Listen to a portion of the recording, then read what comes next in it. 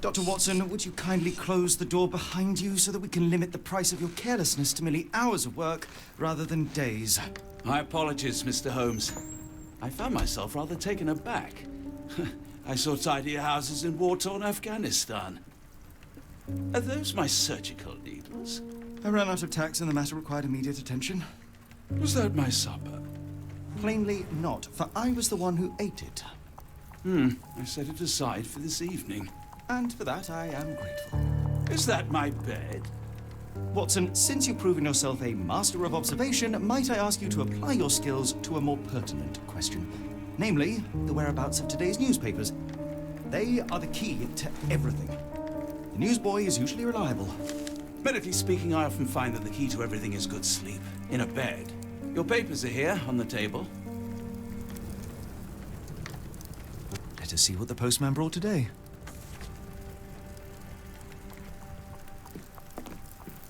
This mess is getting out of hand. What will the landlady think?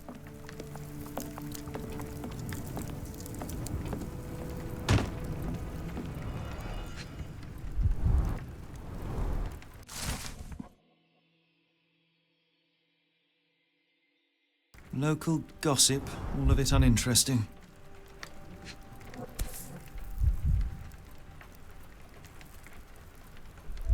Your order from Barnes' bookshop has arrived, Doctor. Barnes insists on delivering the books to our door, even though we could easily walk to his shop. That's good service. Another letter from Werner. I never reply, but they keep coming.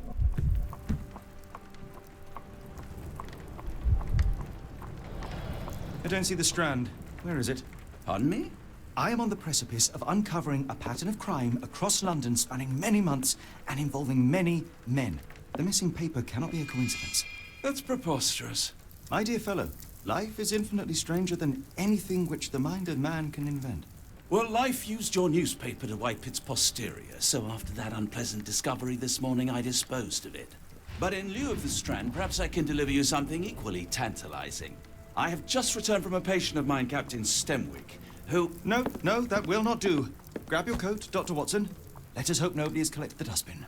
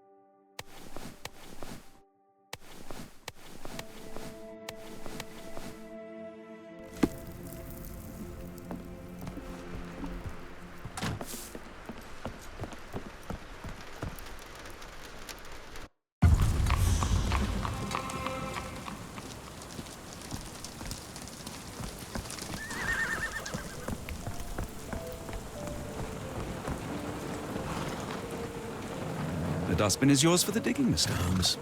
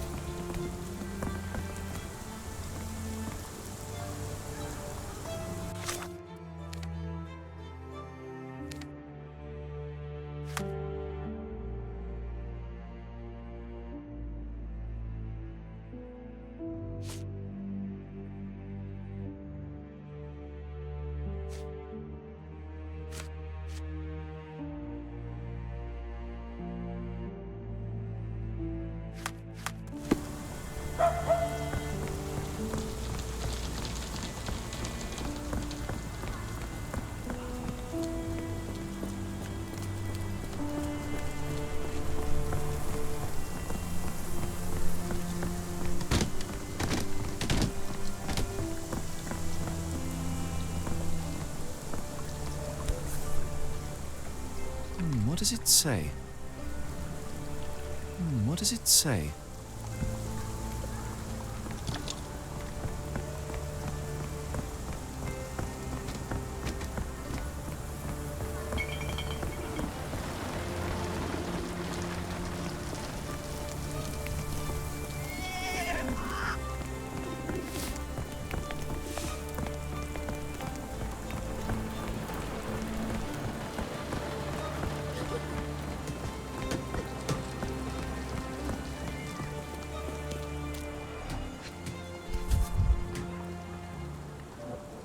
A cactus spine. If it gets in your skin, it's awfully tricky to remove, and when laced with poison, the perfect assassination tool. You were mistaken, Dr. Watson. The paper was indeed dirtied, but not how you implied. It's potting soil. See, Watson? The conspiracy is real. Someone tried to poison me. Poison? You? That's madness. Get the Strand! Get your copy of the Strand here! Sorry, Mr. Holmes. I just sold my last paper. Blast. Then why are you still here? Boss pays by the hour. No sense in returning early. You're a bright child. I presume you see everything that goes on around here? Nothing gets past me, mister. Then tell me, did you notice anyone suspicious at my door this morning? Like the man with your newspaper? Precisely. What do you know? I know the value of a shilling. Dr. Watson, Cool, now I can take the day off.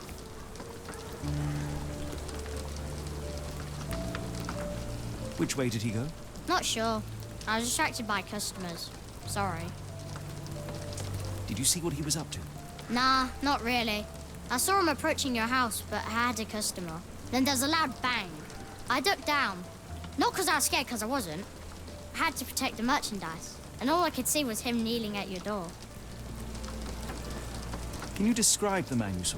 He was carrying a lot of books. Up to his chin they were. Never heard of a well-read assassin. Looks can deceive. Hence the appeal of disguises. All right. You earned your shilling. That'll be all.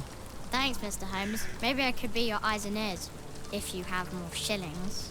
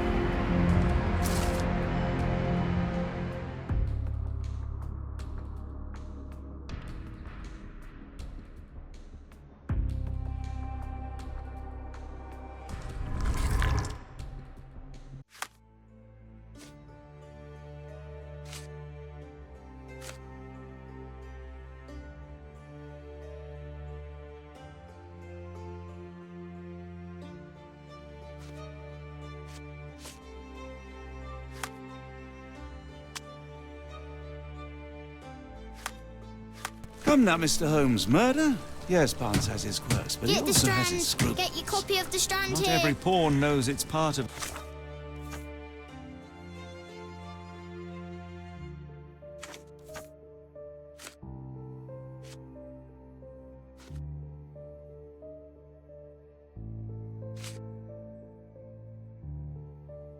the game.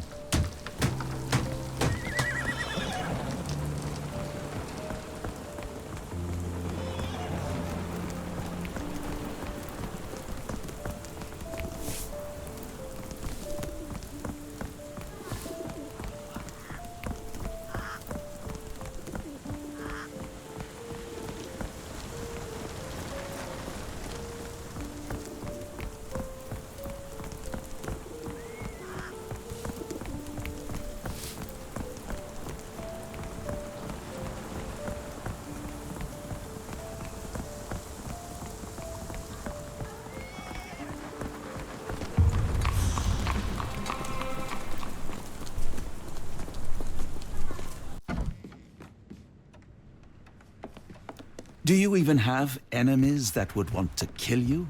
Okay, perhaps from Cordona.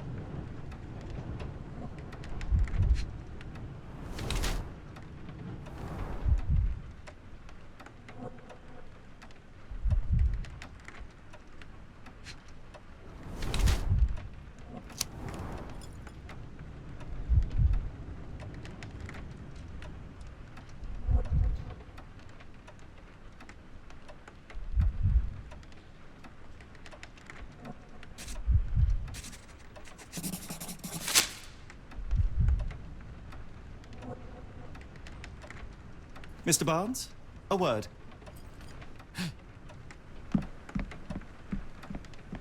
Oh, for goodness sake.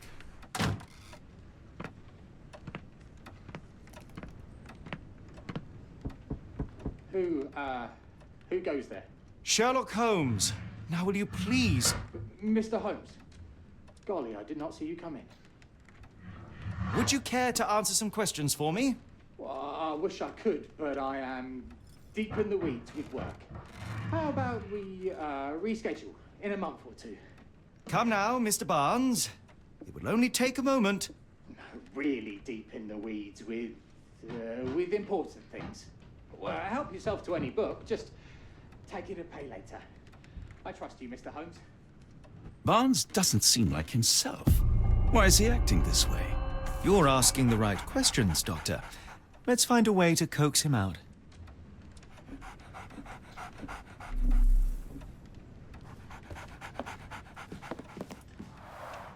The ladder is broken, recently, judging by the freshness of the wood.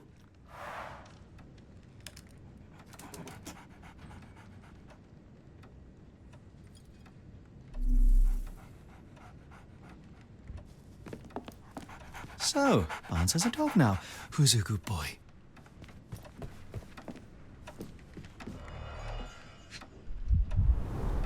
Basics of cryptoanalysis, cryptography in Egypt. It appears Barnes has an interesting hobby.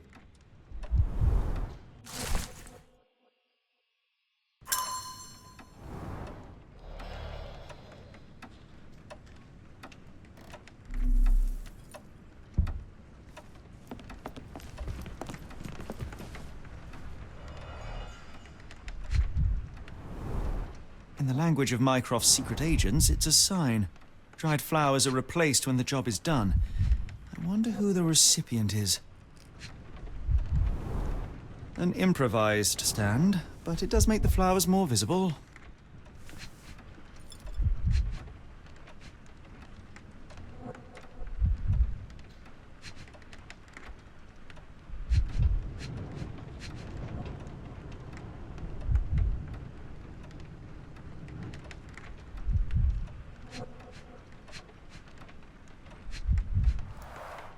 Finest view London has to offer.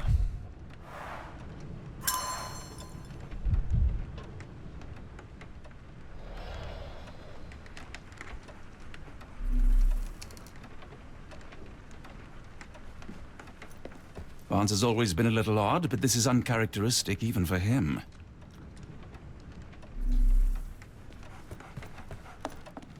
I could hardly imagine anything more macabre. Apologies, but I can't hear you. Please come back later. We're looking for a cactus needle in a haystack. A spine in a book stack? No, come on, Watson, think.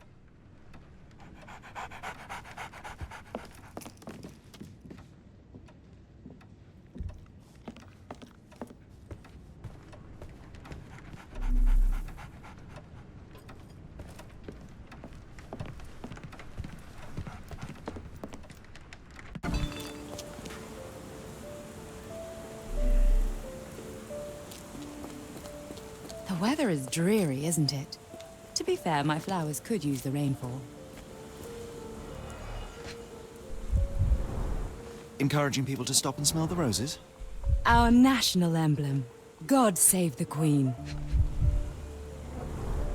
It must take patience and care to produce a bloom so beautiful. I imagine so. I merely sell them. The pot is damaged. The blow was severe, but softened by something.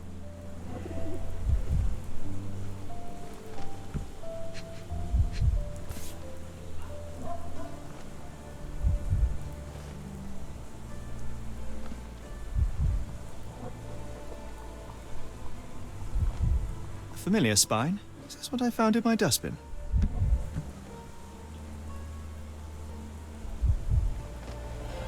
Anything tickle your fancy, Mr. Holmes?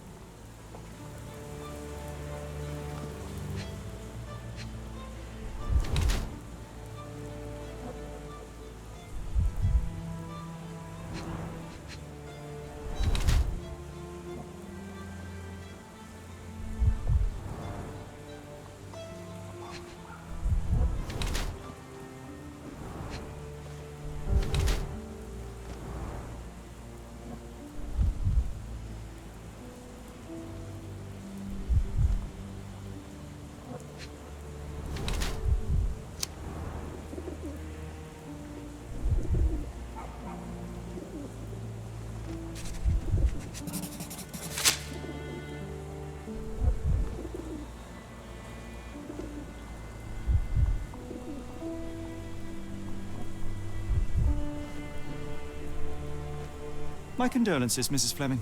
Mr. Holmes? Your husband's death. You're clearly still in mourning. Oh, no. I loved him more than anything, of course, but that was some time ago now. Life goes on. A lesson we all learn, one way or another.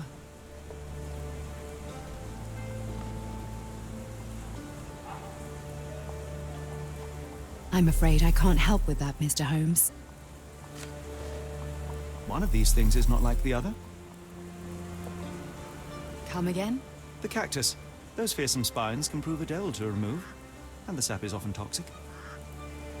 And a rose thorn can give you tetanus, but we still grow them. The cactus seems comparatively harmless, though you have me thinking it must be valuable. I was under the impression that you knew its price already. Your guess is as good as mine. The first time I saw this cactus was when I came back from my break.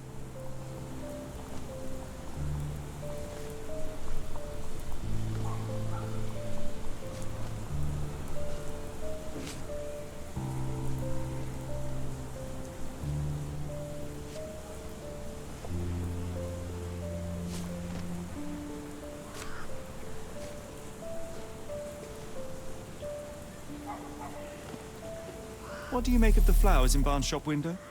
Well, they could use a bit of water. Do they mean anything to you? Mean anything how? I'm not sure I follow, Mr. Holmes. Why do you think they're there? Are you suggesting the flowers are for me? It seems likely, does it not? Oh, I hope you're right.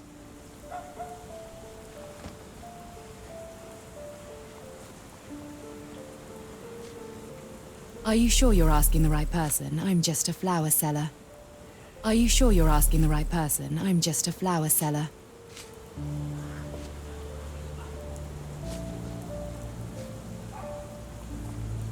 Are you sure you're asking the right person? I'm just a flower seller. I don't know anything about this, sorry. Are you familiar with Mr. Barnes? Yes, no, not really. Well, in a way. What on earth does that mean? I know who he is, of course, but we haven't shared much more than a look. A look? Yes. Each morning I go for a walk in the park with my dog, and most days I spot Mr. Barnes there with his new puppy. So we see each other. Actually, we once met briefly while our dogs played. He was quiet and seemed unsteady as he approached. But since then, we've never spoken. I often see him staring through the shop window. Sometimes I wonder what he thinks about that would etch such longing onto his face.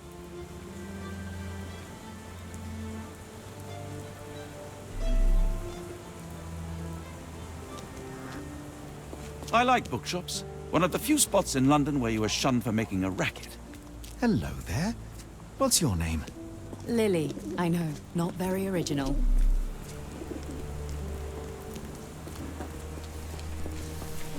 Excuse me, just one question. I don't think anyone here knows the answer. You should ask someone else.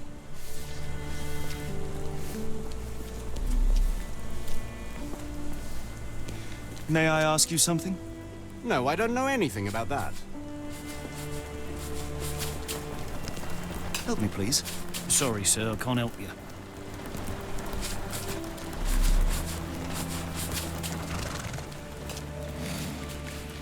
May I ask for your assistance?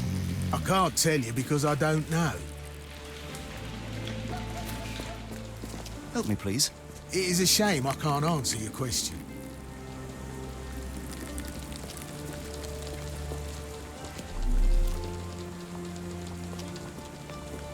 Yes, Is this familiar to you? A lady doesn't know about such things.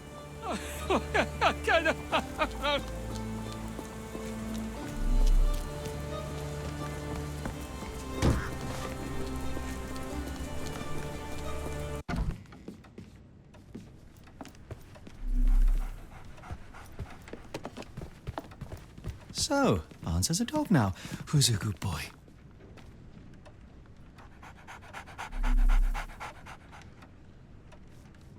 Didn't you once tell me that answers usually lie in plain sight?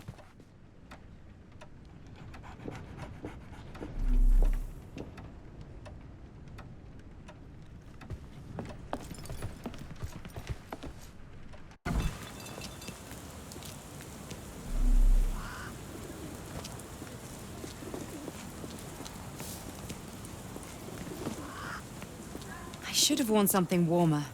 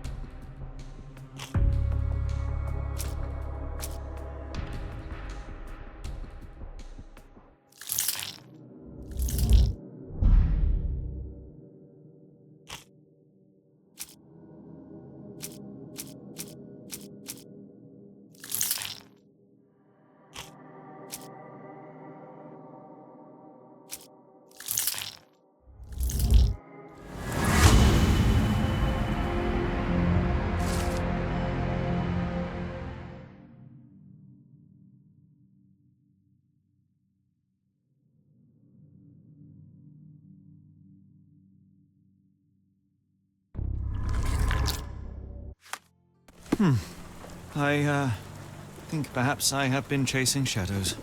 Do not despair, Mr. Holmes. Even the best of us make mistakes. We better tell Mr. Barnes what we've learned.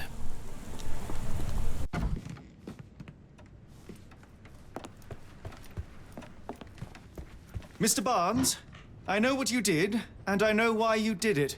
I'm sorry, Mr. Holmes. I can't hear you very well from behind the door.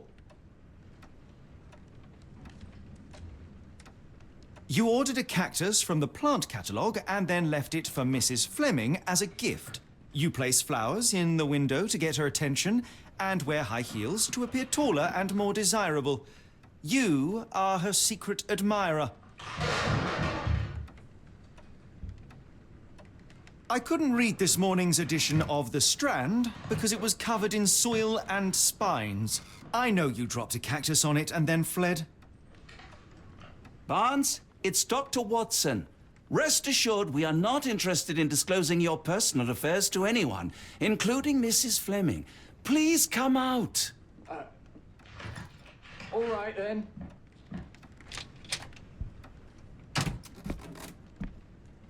So, you know what happened then?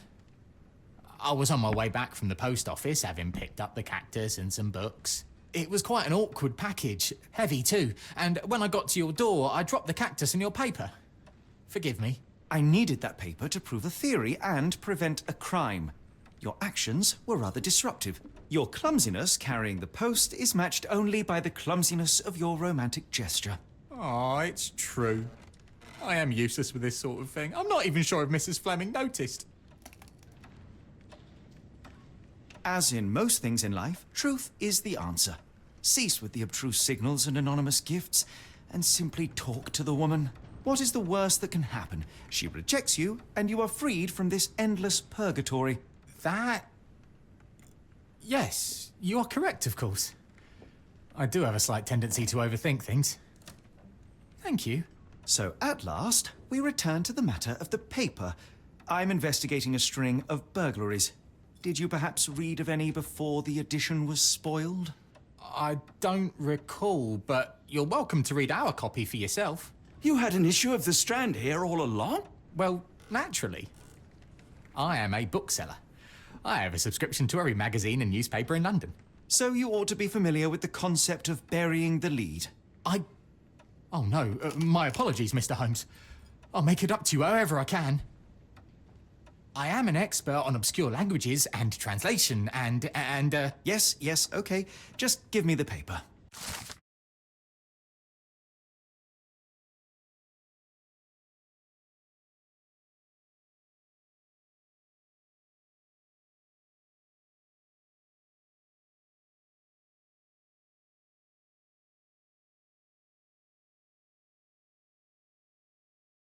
Come, Dr. Watson.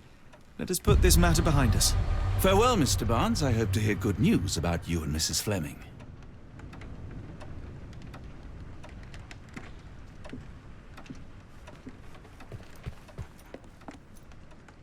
Well, that was an utter waste of time. An assassination did seem rather unlikely. There was supposed to be another burglary. I was certain of it. Something you wish to say, Doctor? No. Well, only that you have a remarkable faculty for deduction and pattern recognition. And that perhaps, if ill-applied... I see things that are not there. Yes. It is London. There will always be burglaries. Doesn't have to mean anything. So it seems. Forgive me.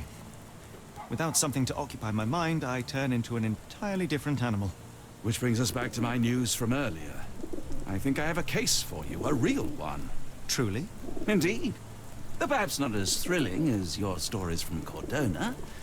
A patient of mine, Captain Stenwick, told me that his servant disappeared. I said I knew just the man to help. What do you say? Oh, Watson. Yes, I know it's not the most tantalizing mystery, nor the story to launch my writing career. But it's brilliant. Let's go. Oh, good. Well, his house is nearby. Come.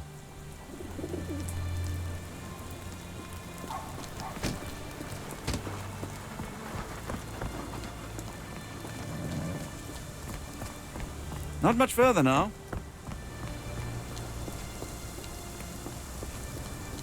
Is this lousy attitude of yours because of my altercation with Inspector Lockhart?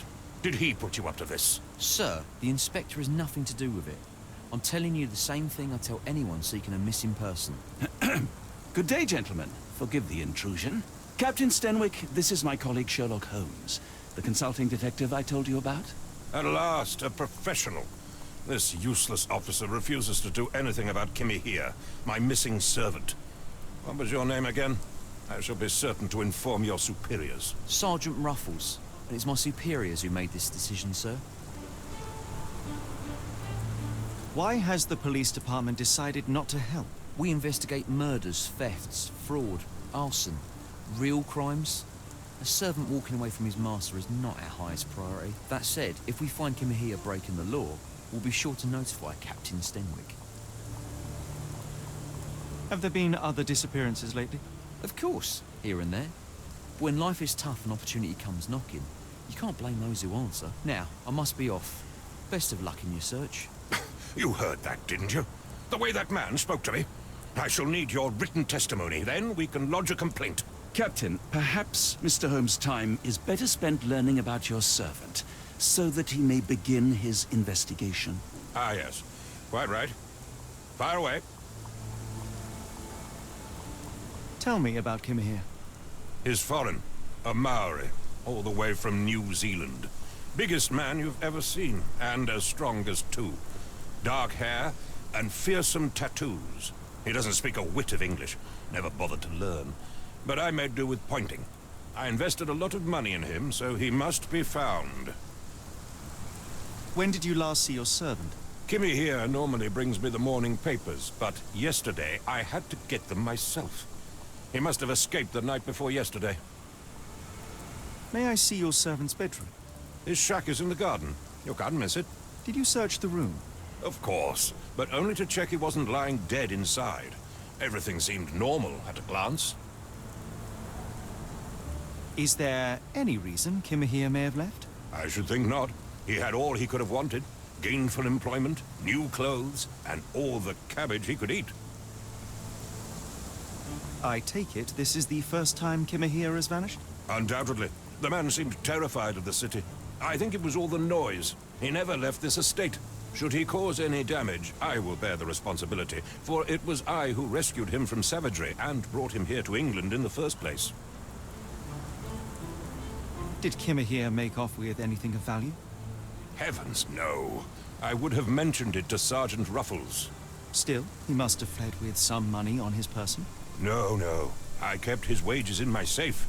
For security. All right, Captain. I think I have enough to get started. We shall first take a look around the mansion. Go ahead. I'll be here, mentally drafting my complaint.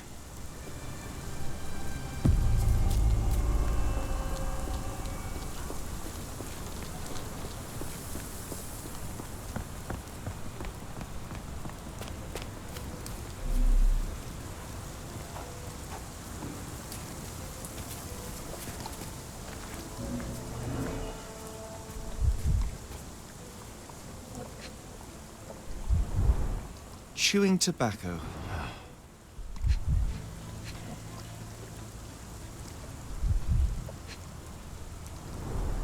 A shoe print, roughly size 11, with a worn-out sole. These are a workman's boots.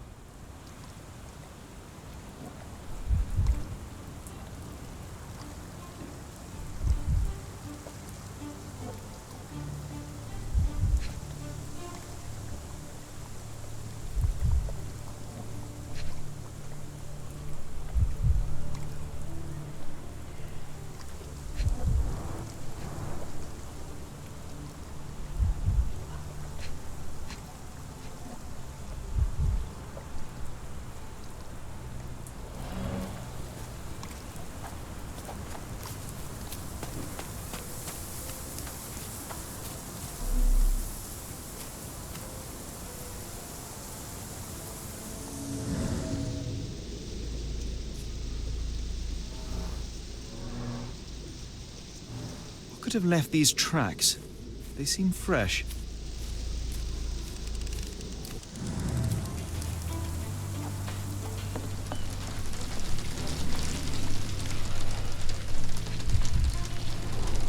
A scrap of Hessian.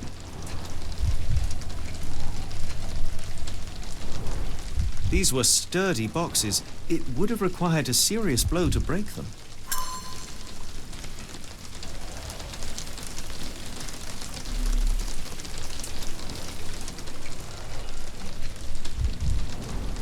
Impressive. The sack of grain retained the shape of an impact. Someone hit their head here.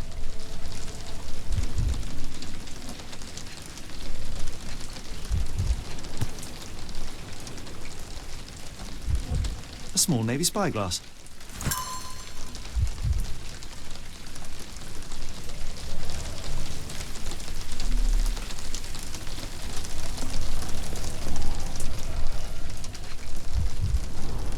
Button chops, the remains of a meal. The ashes are long since cold.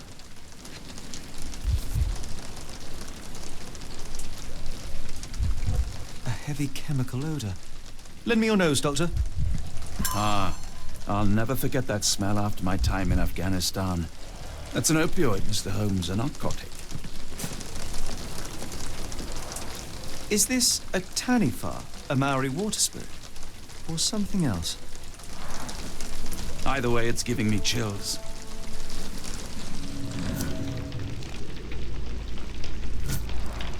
Is this a Tanifar, a Maori water spirit, or something else?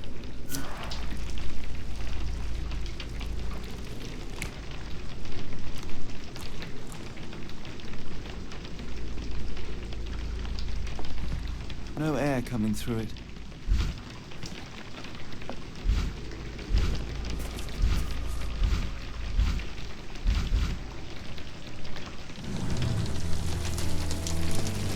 Clothes made of Hessian. Is Sten really so miserly?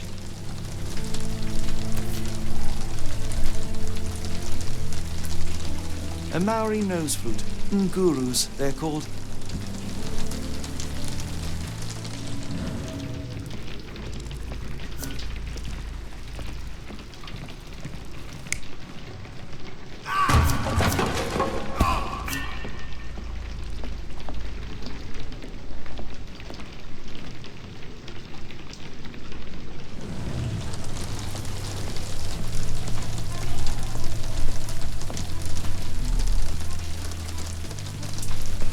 Stenwick makes his servant live in a tool shed? You think you know someone?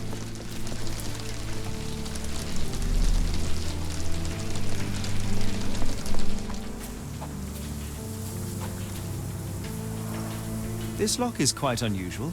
It appears that the key should be bent to the right.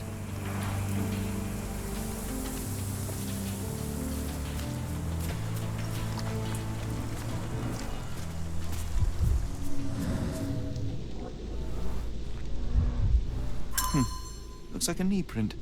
Someone knelt here. The amount of chewing tobacco suggests they were waiting a while. Amazing, Mr. Holmes. To read the ground like an open book.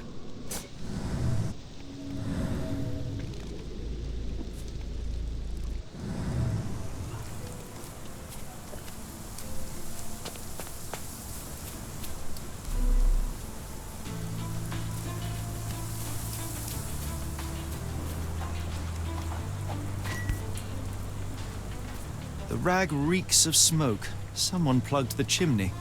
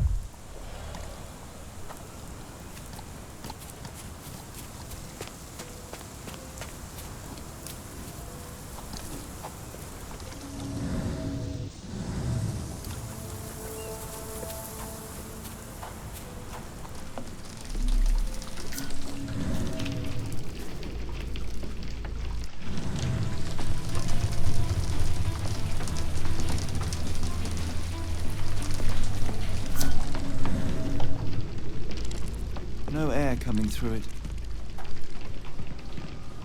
Do you think Kimmy here had an accomplice in his escape?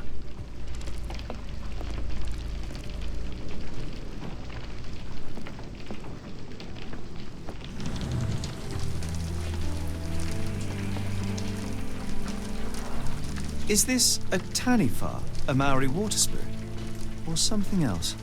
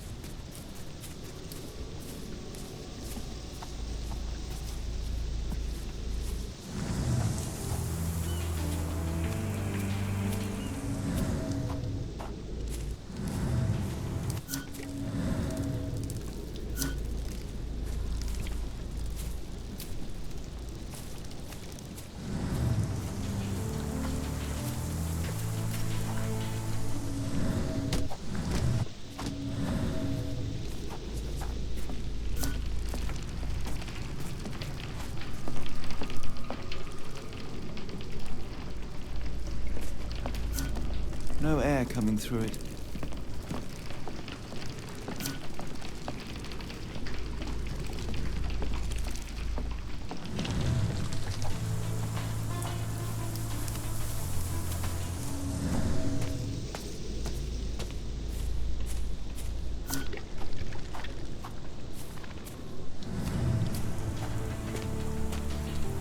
Yes, Denwick is no angel, but he's one of my few clients. Please, try to remain courteous.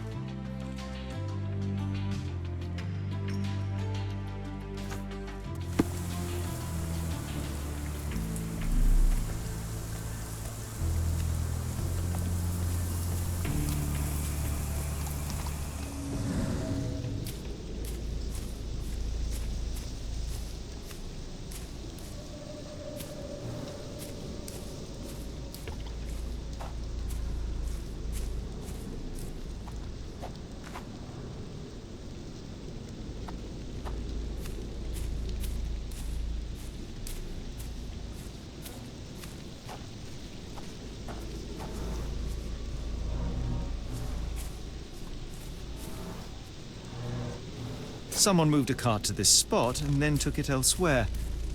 Can't see it anywhere in the garden.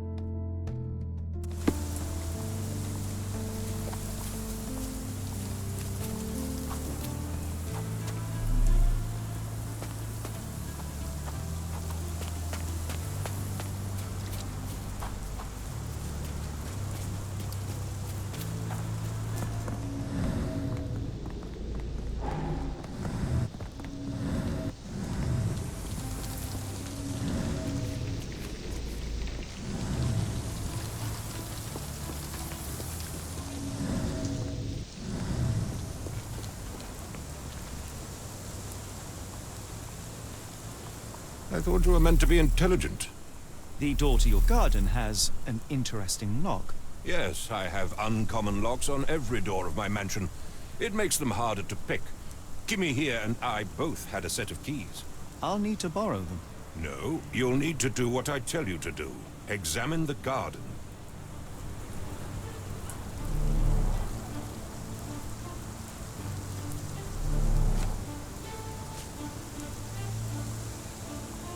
Are you joking? Why would I know this? I I thought you were meant to be intelligent. Do you happen to know Kimahir's shoe size? I wouldn't have the foggiest. But I'm sure it was enormous. Not that it matters. He spent his life barefoot. Despite my best efforts, he simply did not take to shoes.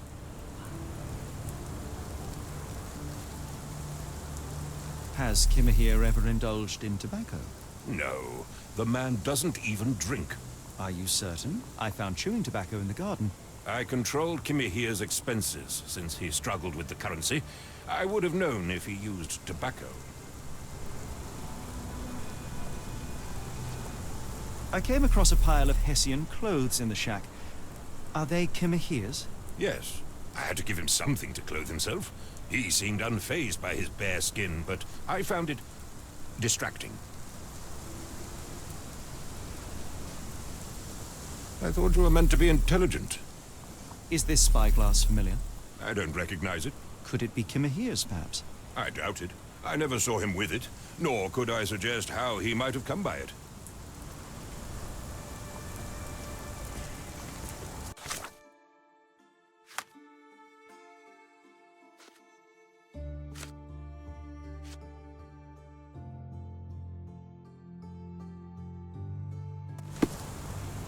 Why are you still here?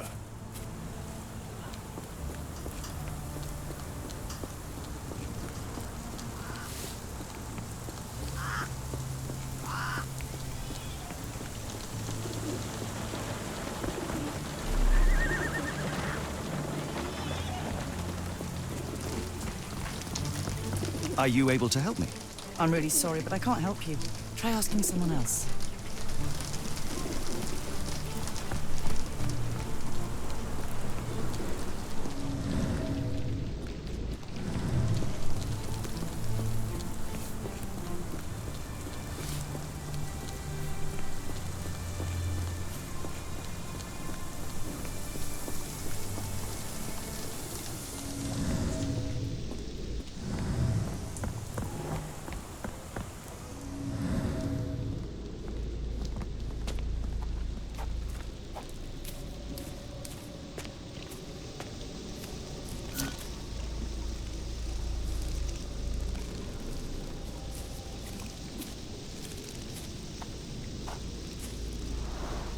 This lock is quite unusual.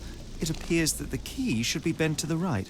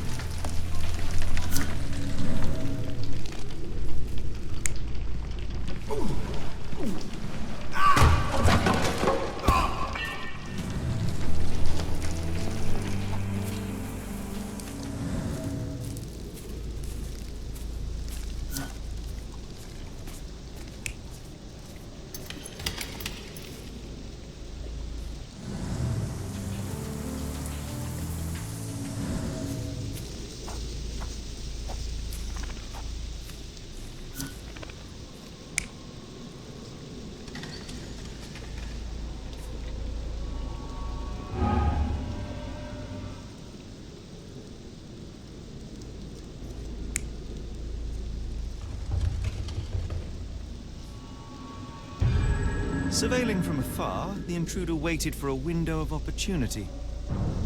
When Kimahir went to sleep, the man crept up to the shack and slipped narcotics down the chimney pipe, then blocked it with a cloth.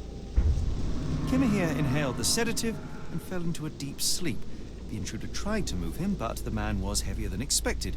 The intruder fell on the sack and dropped his spyglass. In order to transport the servant, he had to use the cart. The final challenge was opening the garden door. Luckily for our intruder, Kimahir had the key in his shack. Remarkable. It makes total sense.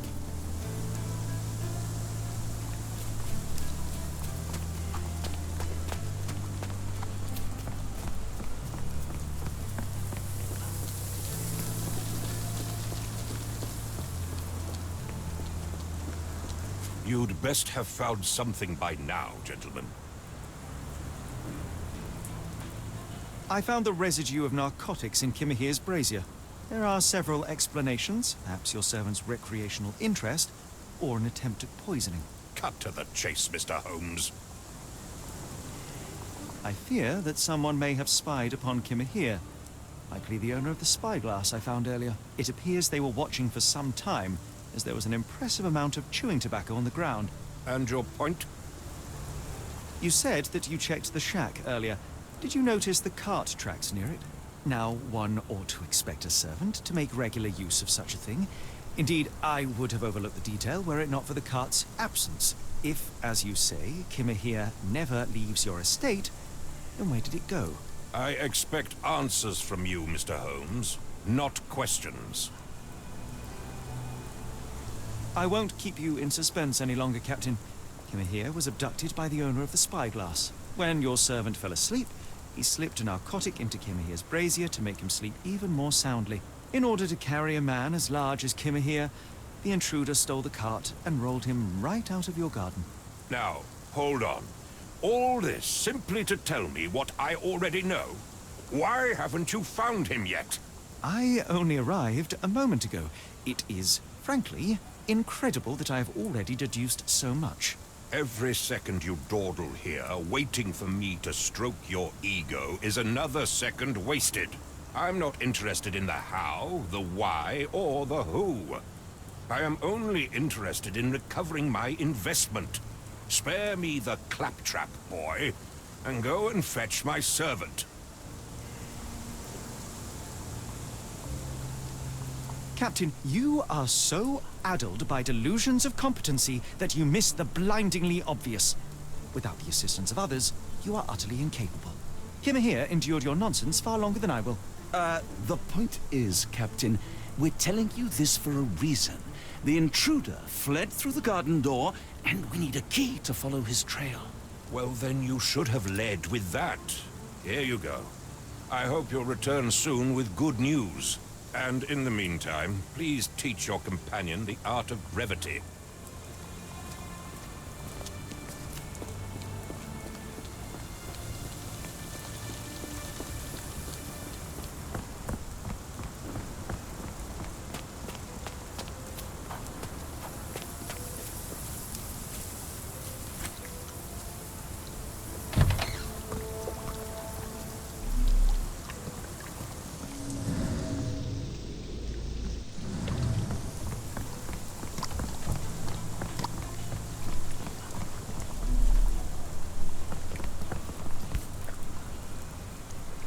What does it say?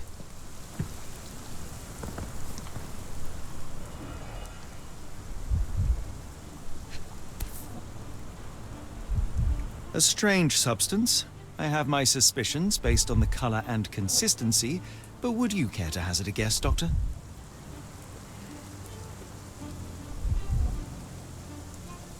Roy Soulsby. Could that be the name of our man? Well, it's odorless, but from the way it absorbs water, I'd say saltpeter. Then we're in agreement. Well done.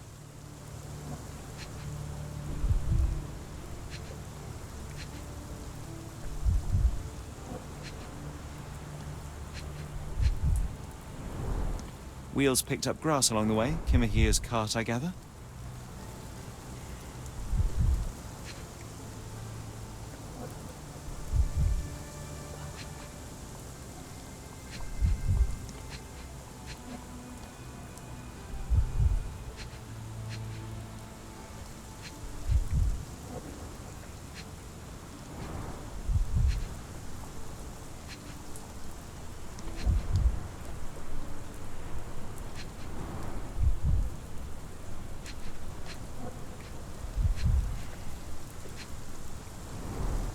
Sturdy rope, professionally tied in a Portuguese bowline. This knot is often used by sailors to create a bosun's chair.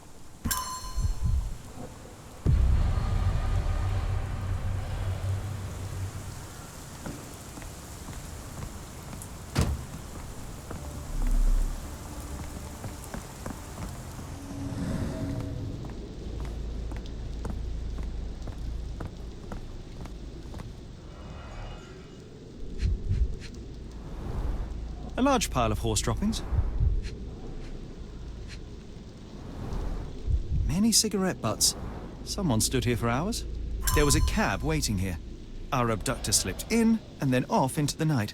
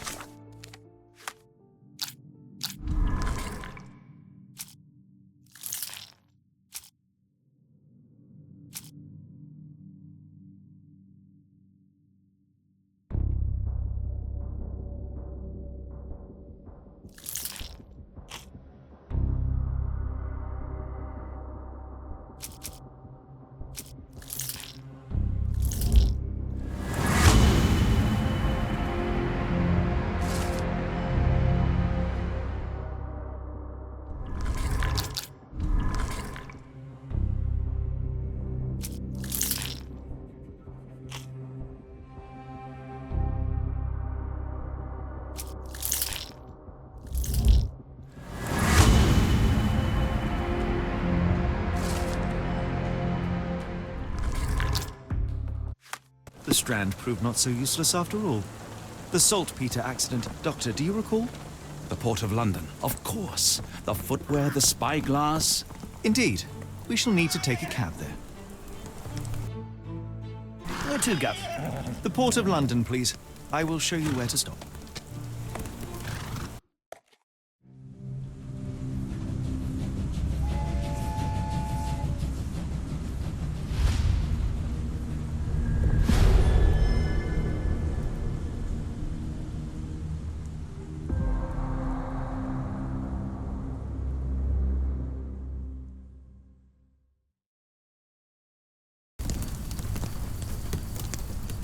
Mr. Holmes, what a compelling mystery we have stumbled upon. Perhaps I have the premise of my next novel.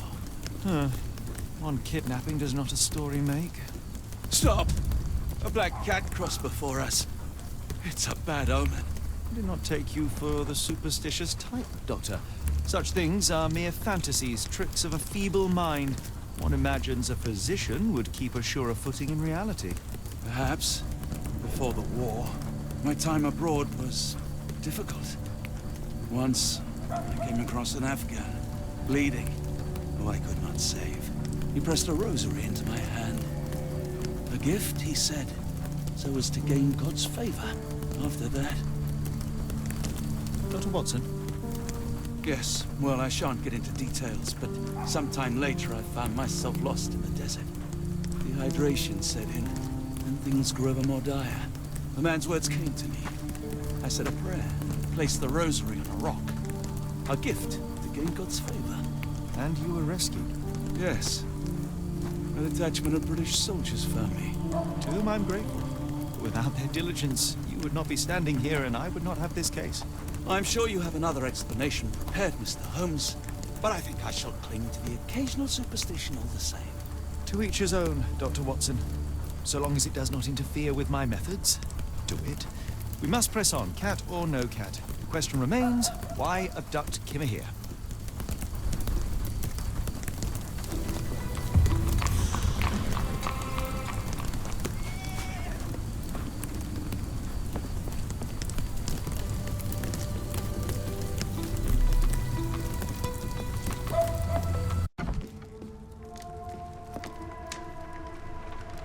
Oh, hardly a reputable establishment.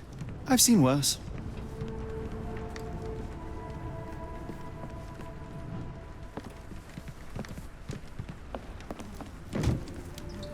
Greetings, miss. I'm hoping you can help us. We shall soon see. My colleague and I are seeking a burly man, above average height, with workman's boots. Half my customers, then. Your description hardly narrows things down. I heard tell of a recent explosion in the port. What do you know of it? Ah, yes. Something exploded in a ship's cargo hold. Caused a terrible blaze. The sky was red with smoke till morning. Where precisely did it occur? The ship sank near the third pier, next to the dockyard.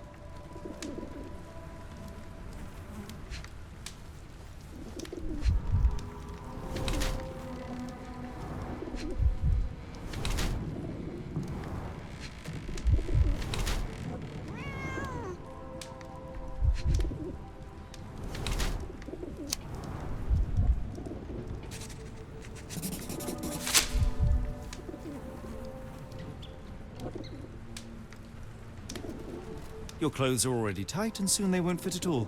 How far along are you? I thought I'd hidden it better. How did you know? Are you a doctor? In a manner of speaking. He's not. He merely has the ego of one. I apologize, miss.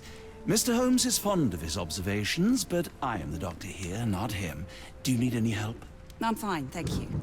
Would rather not discuss my condition, nor let word of it spread.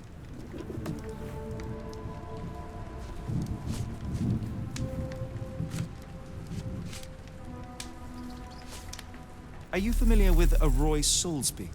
Roy Soulsby? I know the name, but he's not one of my regulars. My guess is that he works somewhere around here.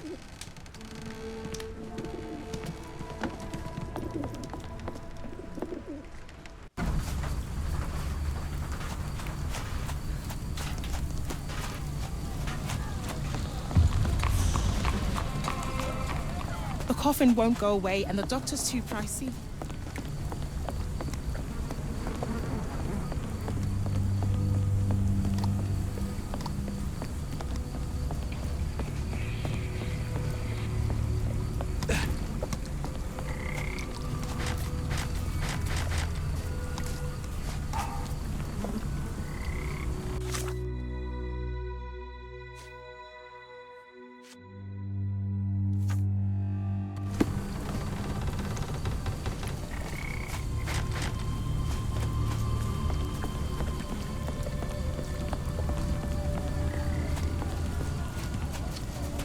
May I ask you something?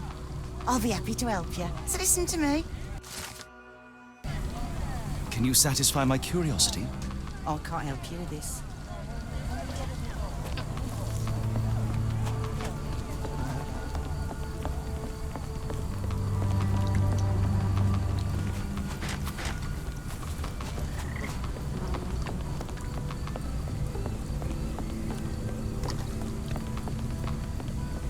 It appears that the saltpeter explosion rattled the locals. Can't blame them for staying at home.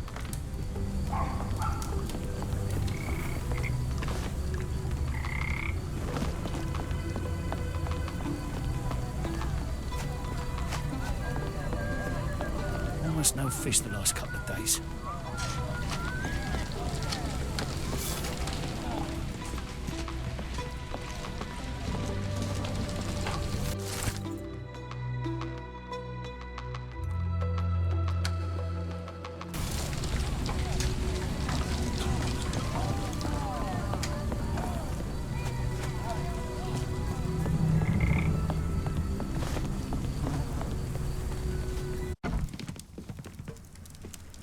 Hello, lad.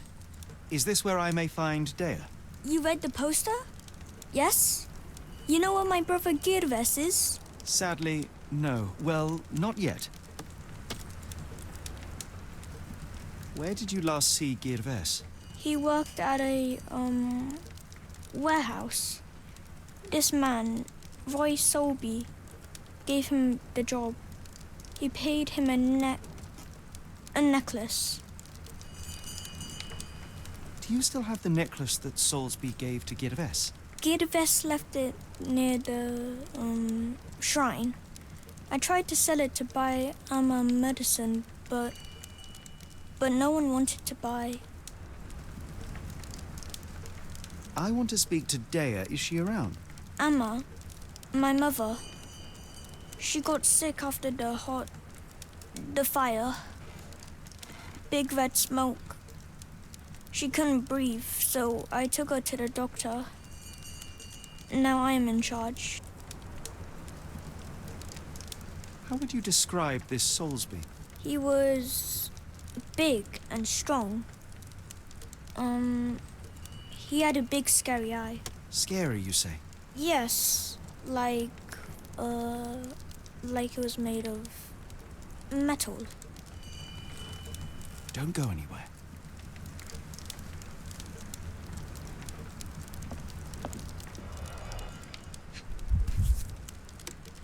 This cheap pendant looks like silver, but it's only made of tin. No surprise the boy couldn't sell it. I miss Gervais. Do you think he's okay?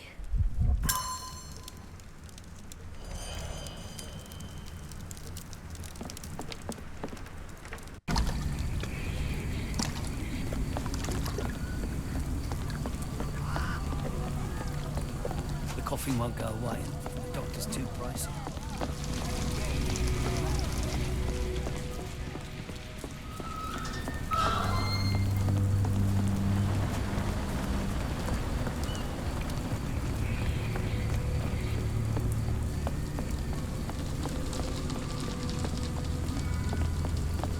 Help me, please. Of course I know. To cut a long story short.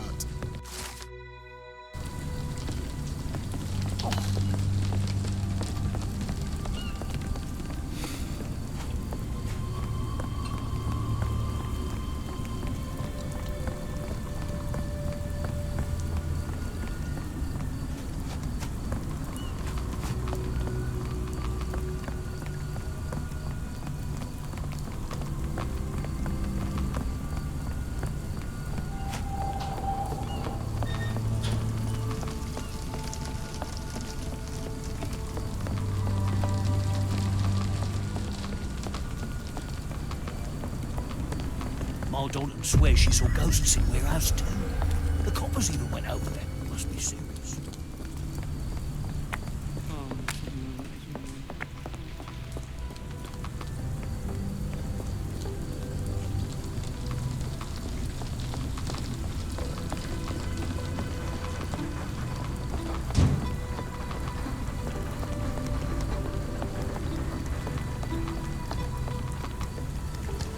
Not in the mood, mate. Shoo! Pardon me, sir. I am looking for Roy... Not again. Yes, I'm Roy. But I can't help you find your uncle or whoever you've lost. Now, what makes you think I would inquire about missing people? You are the fourth person to ask this week. Just because I work at the port doesn't mean I keep track of everyone who comes here. May I ask what you're doing here? This is where the ship sank the other day. I'm trying to work out how we'll remove it. You say we are not the first to ask you about a disappearance. Do you recall anything about those who came inquiring? I only remember the foreign woman. I didn't catch her name, but those are her posters hanging up everywhere. She has badgered me twice now, and I still don't know nothing. And this woman can be found? No clue. She was talking gibberish. Now, where was I?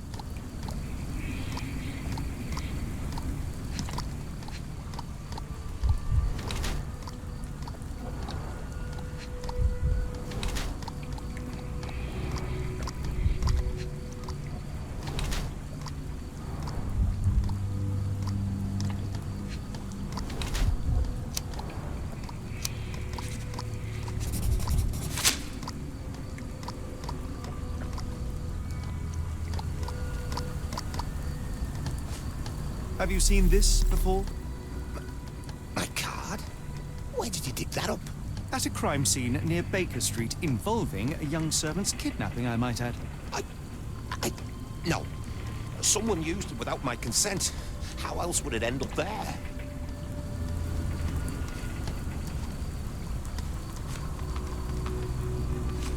I have been told that you hired Dea's son, Girves, right before he vanished.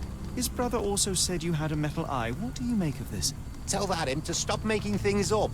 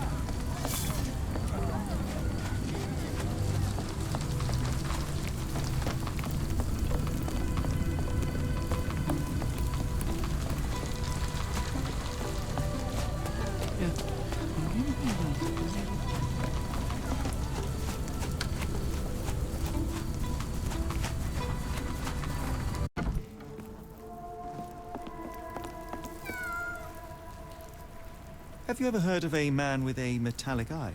I've seen him even. Dirty Summers is the name. A nasty lout with a silver ball in place of a missing eye. I shudder to ask, but where does one find a Dirty Summers? He likely signed on with a ship. I am not one to spy on others, let alone him. I see. My advice, keep away from him. We must go. Oh, no. No chance of a pint, then.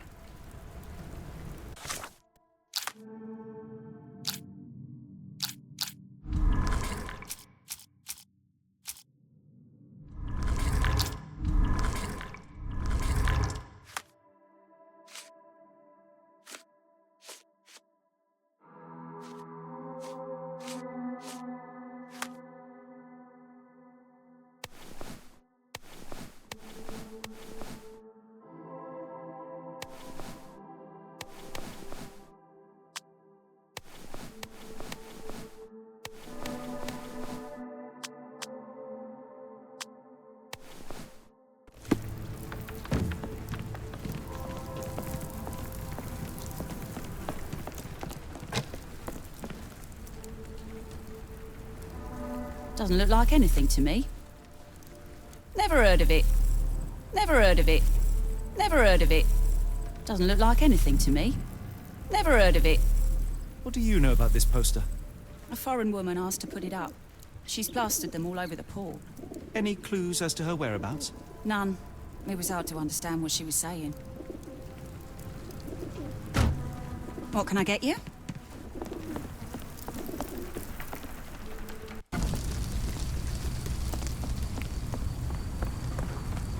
Is this familiar to you? I can't tell you because I don't know.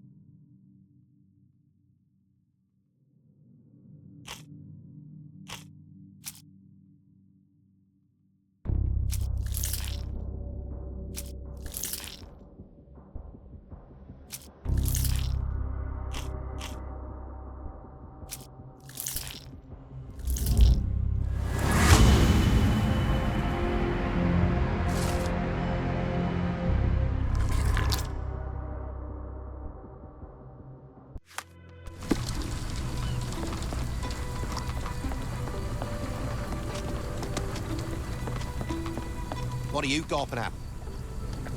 Mr. Soulsby, you know more than you're letting on. What makes you say that? A man named Dirty Summers was involved in some recent kidnappings across London. He used your name as a cover for his deeds. What? Really? That doesn't mean I'm involved, though.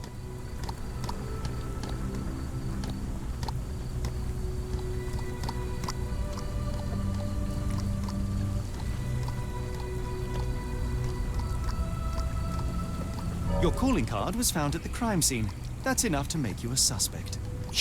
You cannot be serious.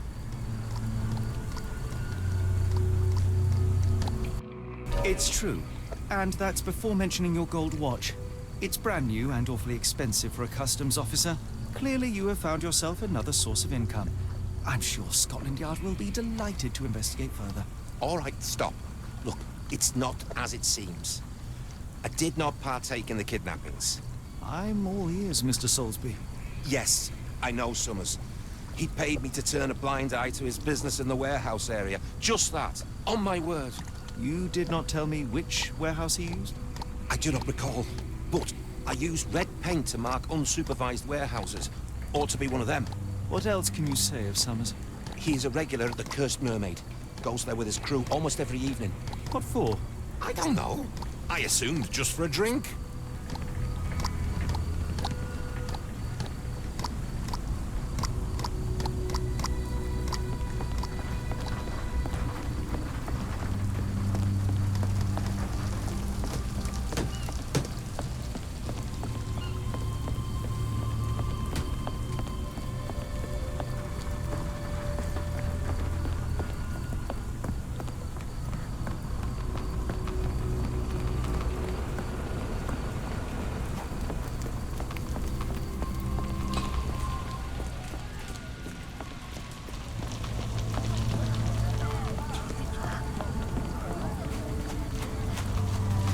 Coughing won't go away and the doctor is too pricey.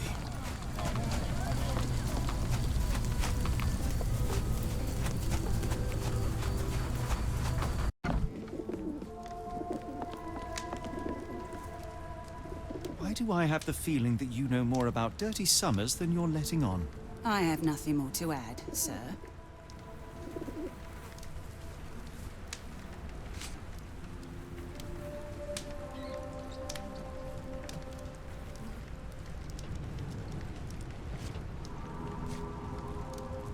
Enough. I have hard evidence that Summers was involved in recent kidnappings across London. I'm not surprised. So what?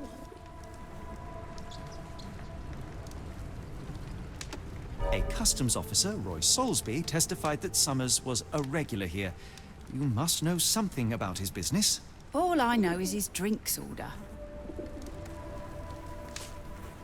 If the lives of the missing do not concern you, then I would urge you to think about your unborn child. Are you threatening me?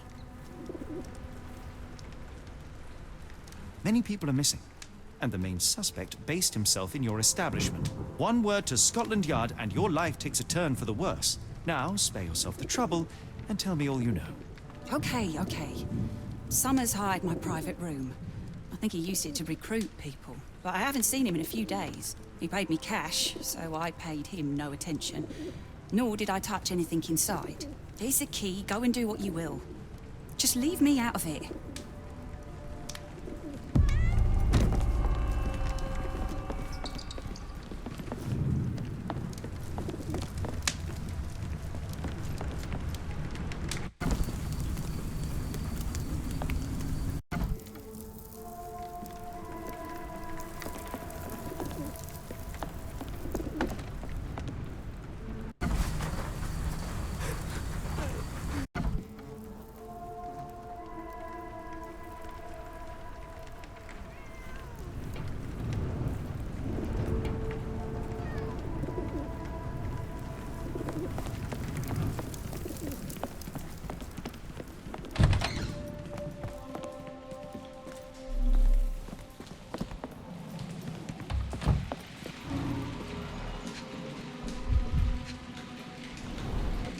£5. That won't go far.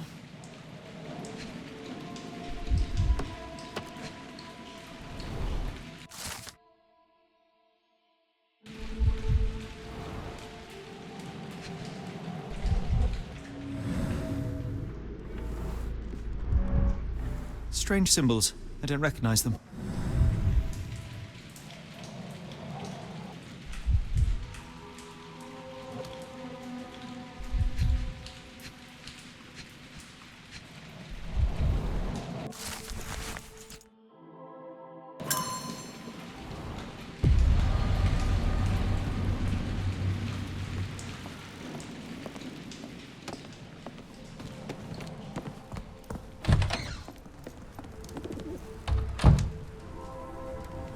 Doesn't look like anything to me. Never heard of it. What did you see of Summer's work here? He was recruiting people? It was like the whole world came through my door.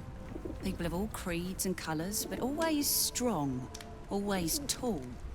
They seem like workers or journeymen. Beyond that, there's not much more to tell. I took his money and let him be. And this lasted how long? Several weeks, I wager.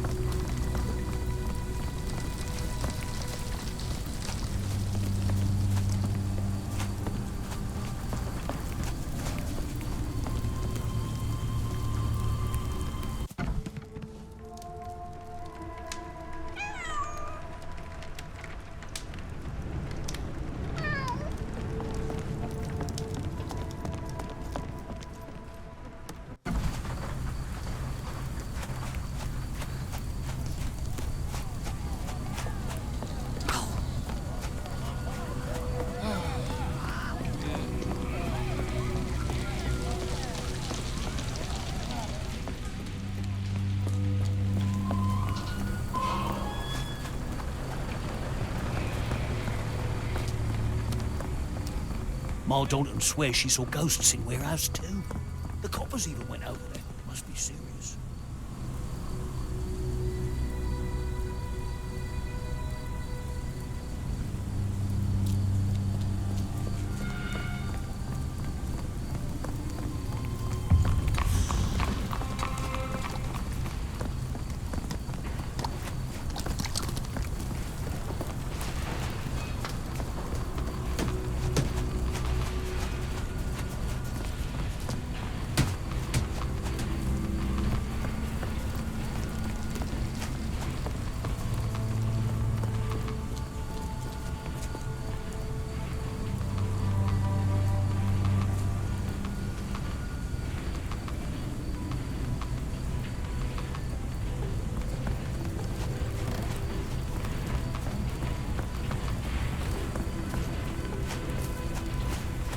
Planks were broken with force.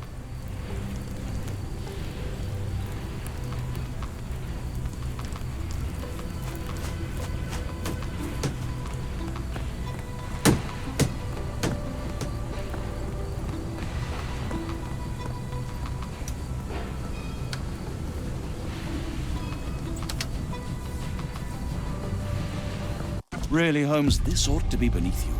As my brother would say, it is for the greater good.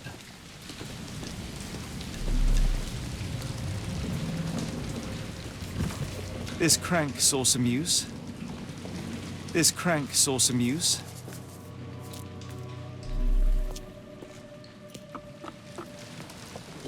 The layers of rust will prevent any movement.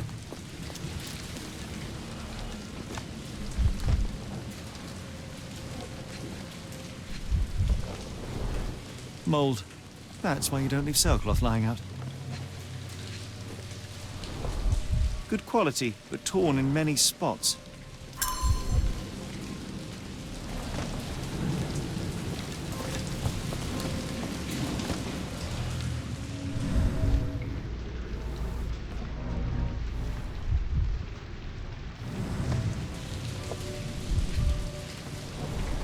There are a couple of marks on this end.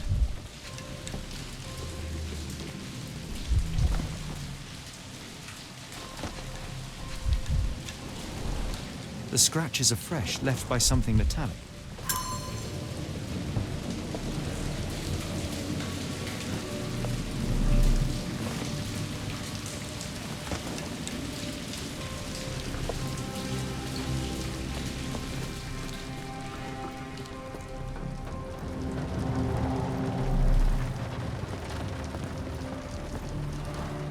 It's stuck. No one's used it in a very long time.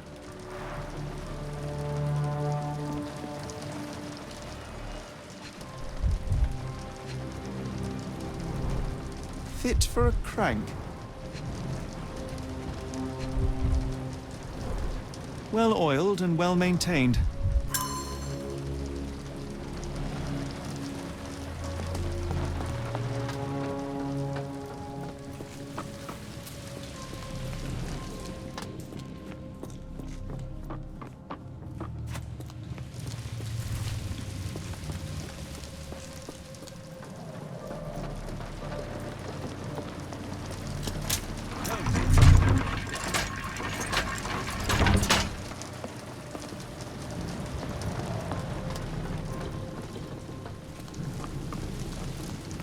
A hidden passage, just as I expected.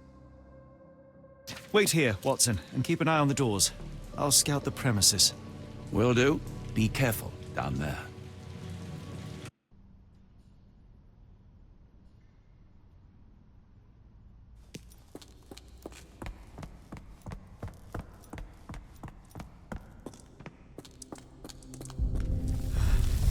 Wait, what's happening?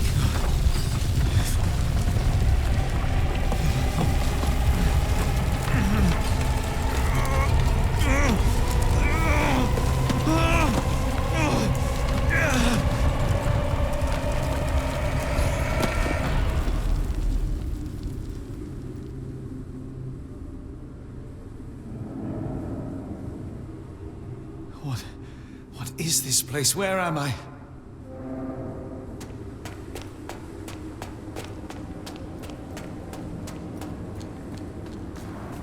Strangely cold.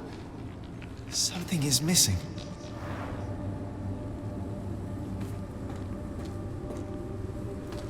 This cannot have been under the port of London all along. Is it an illusion?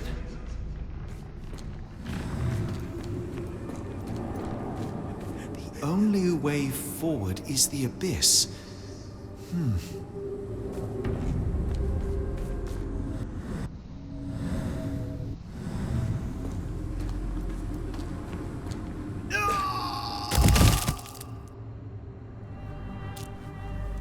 Phew, I didn't die.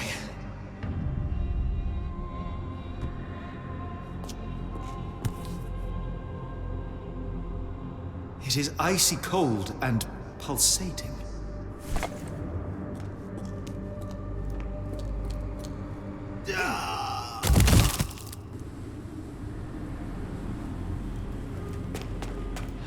My heart, be calm.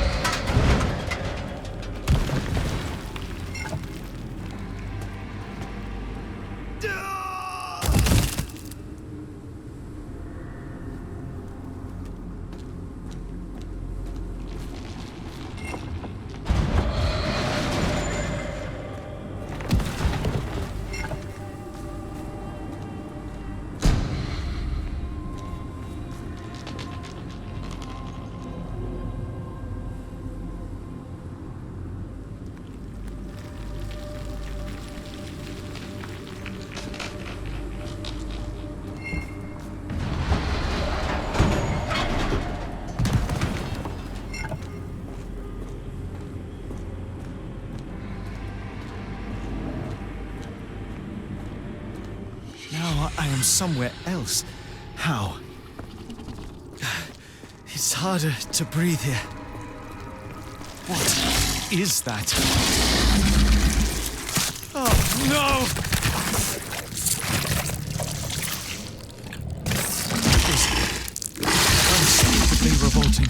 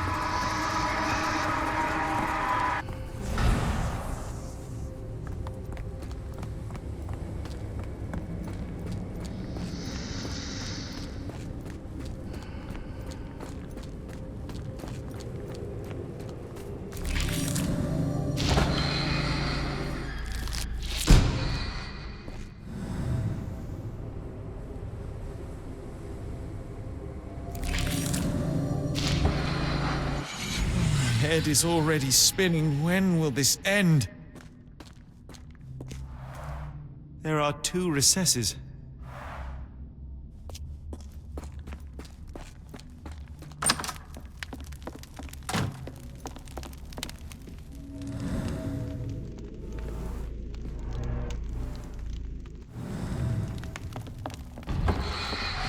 What kind of trickery is this?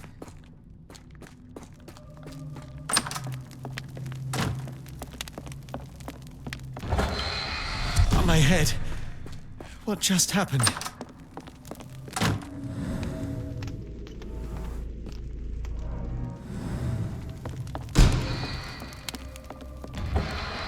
It's rather frustrating.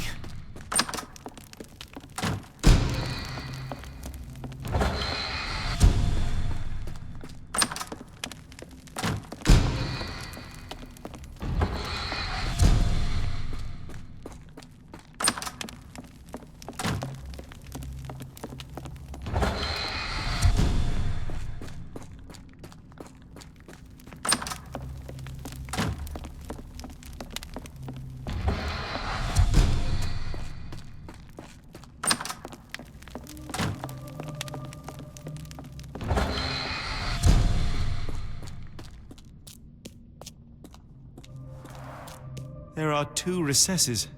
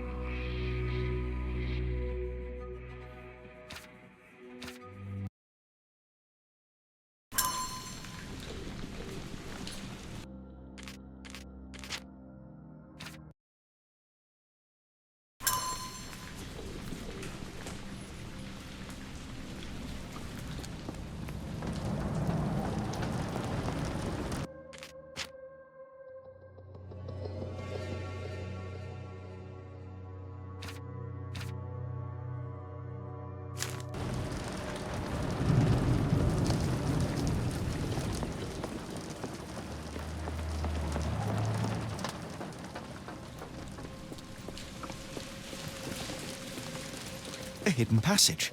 Just as I expected. Wait here, Watson, and keep an eye on the door. Will do.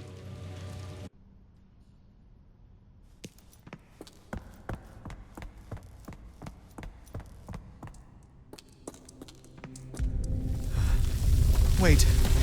What's happening?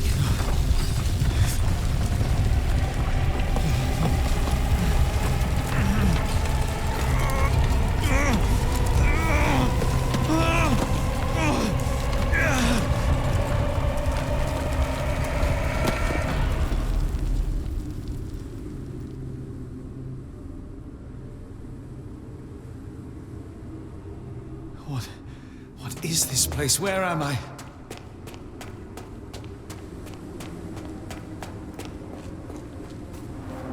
Strangely cold. Something is missing. This cannot have been under the port of London all along. Is it an illusion? The only way forward is the abyss.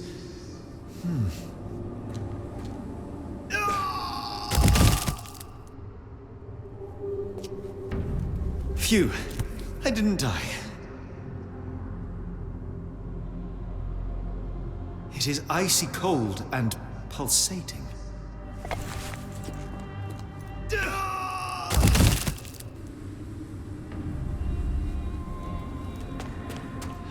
My heart, be calm.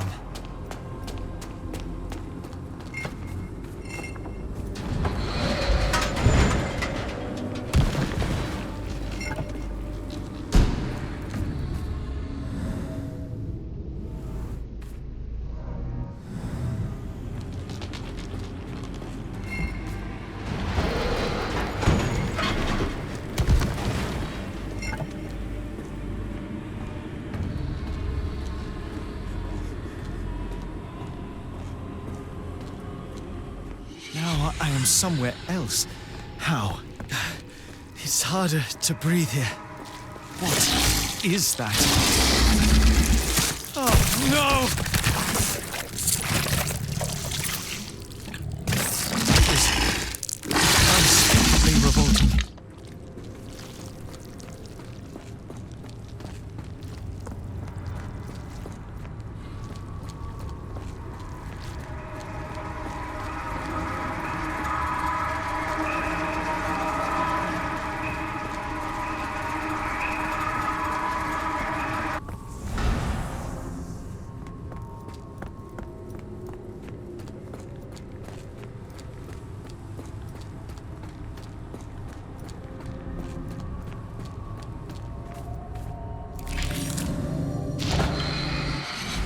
My head is already spinning. When will this end? There are 2 recesses.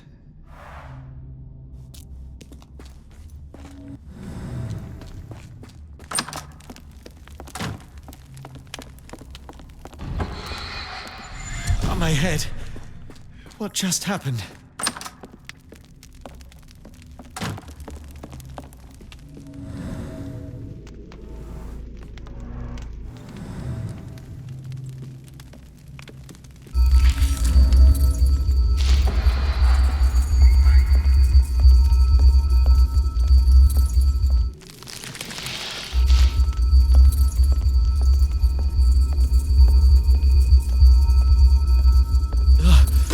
The stench.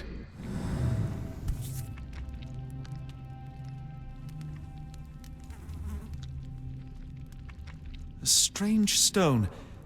It almost feels alive.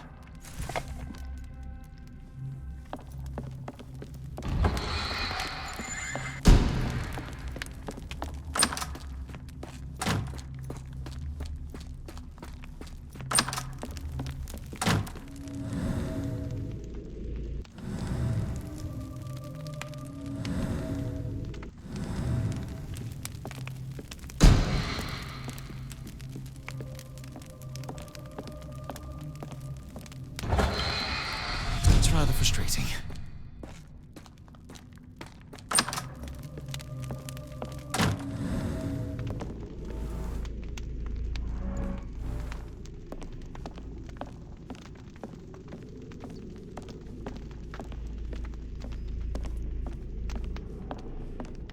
Oh, that is truly revolting. Frozen and pulsing, almost like it has a heart.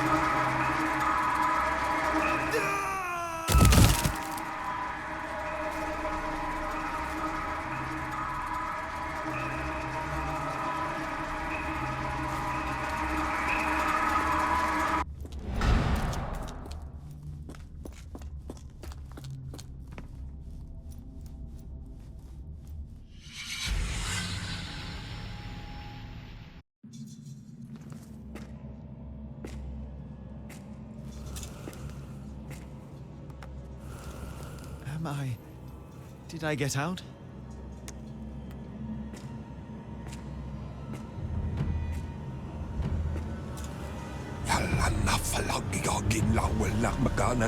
John? What is it, Holmes?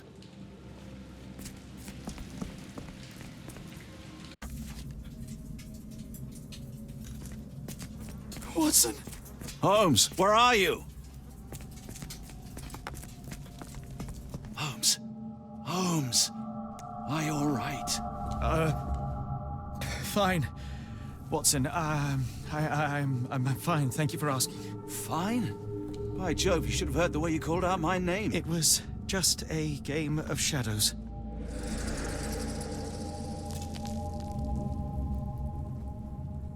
I'm glad. This place gives me the chills. What are we dealing with? Something that's finally interesting.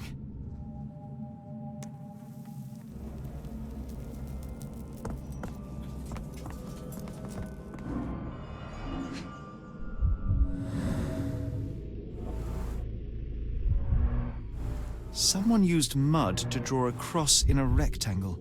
Why?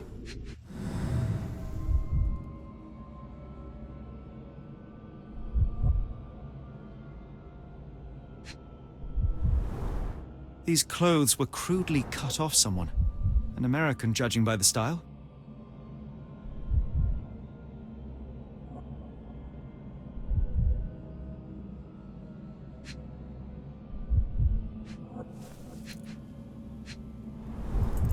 Fine rope work, cut by a finer blade.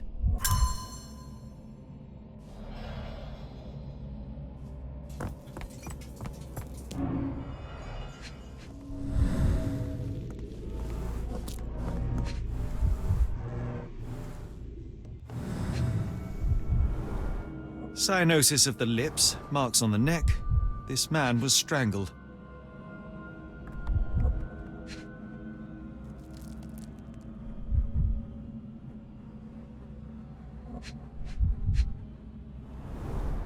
His abdomen is severely bloated.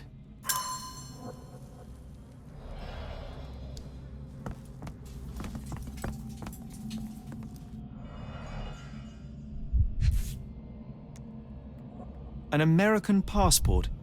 Amos Colby. Someone got their hands dirty painting this with blood.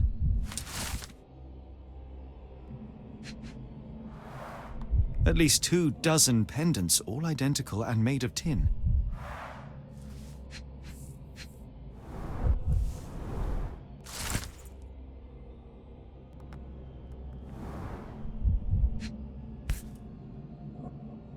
I've never seen a pattern like this before. Old blood stains.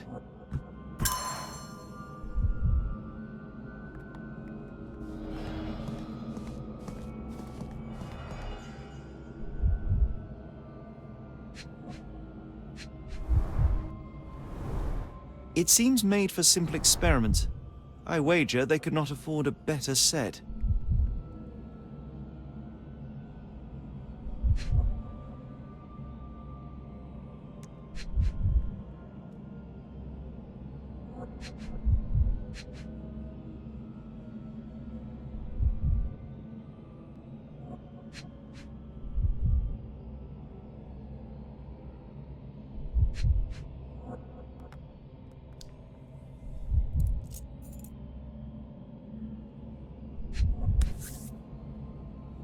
This box contained a narcotic substance, much like the one in Kimihia's brazier.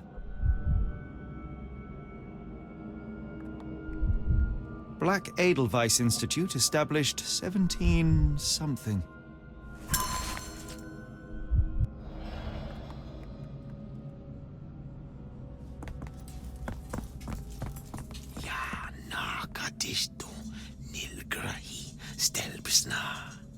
Did you hear that, Watson? I hear you.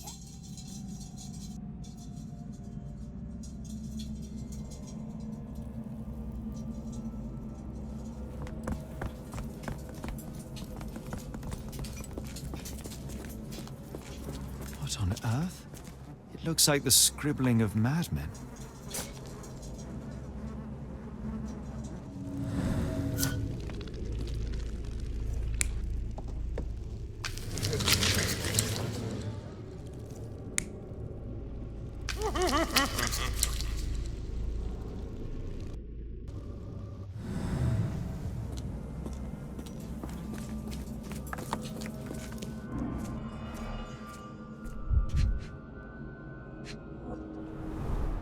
A small bloodstain, but not serious.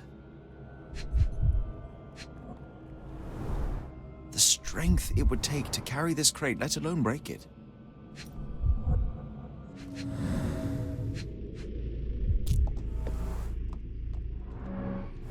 Deep scratches left in a frenzy.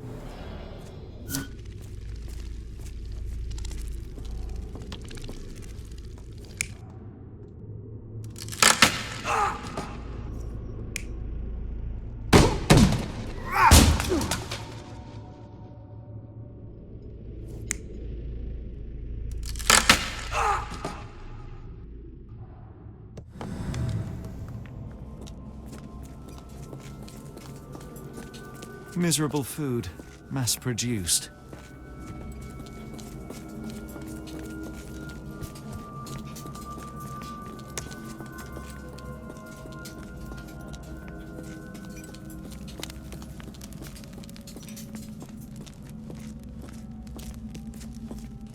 Who are these people?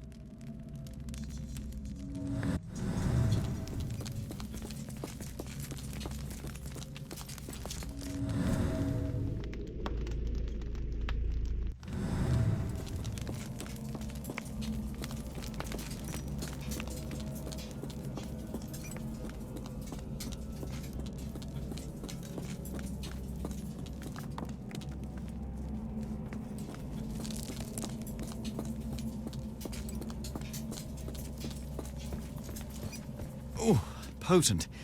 This sensor has more narcotic residues.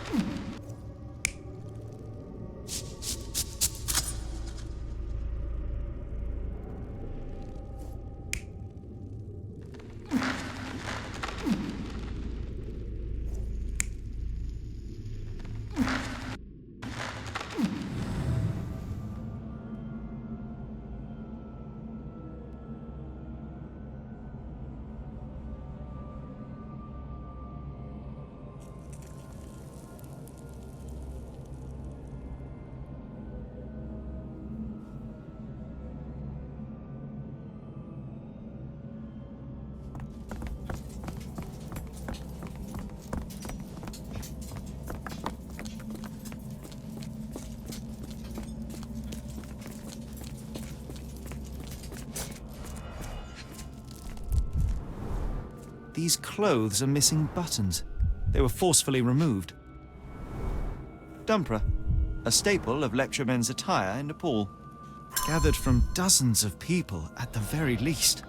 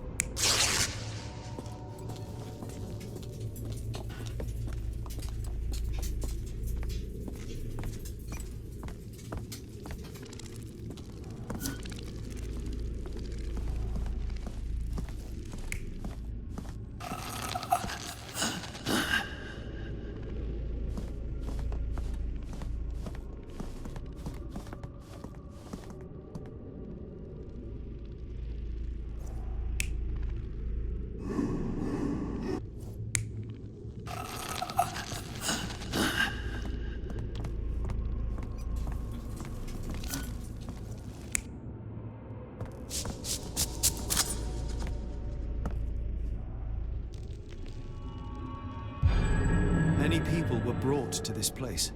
Their abductors stripped off their clothes and discarded them in a pile. The prisoners were kept in a soporific trance by the use of narcotics. A few tried to resist, but alas, in vain. After a few days, everyone was stuffed in a crate and sent elsewhere. Only one captive was left behind. He was strangled to death on this altar.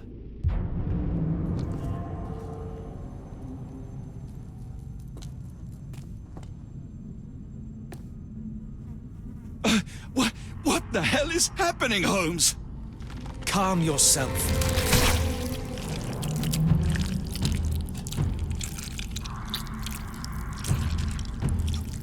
Cannot be.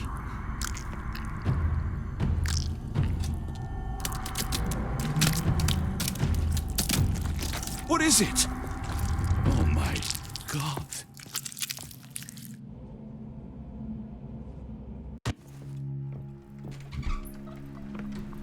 Please tell me we found all we needed to, Holmes.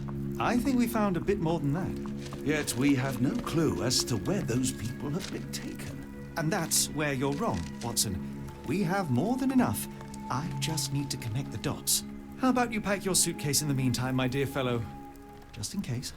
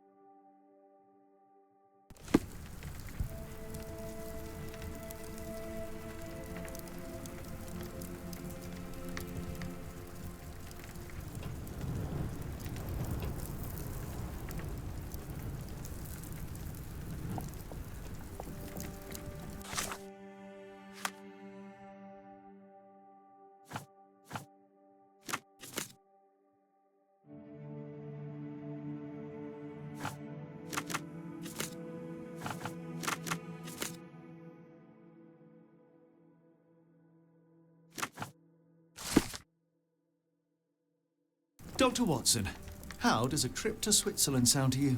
It sounds unexpected. What makes you think we should head there?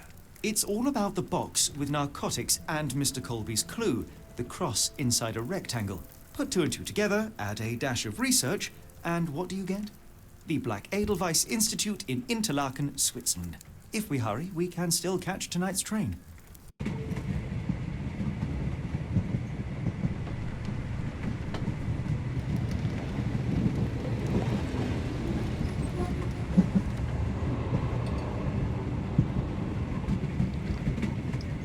As grateful as I have been for your company, Dr. Watson, I'm afraid you shall have to investigate Edelweiss alone.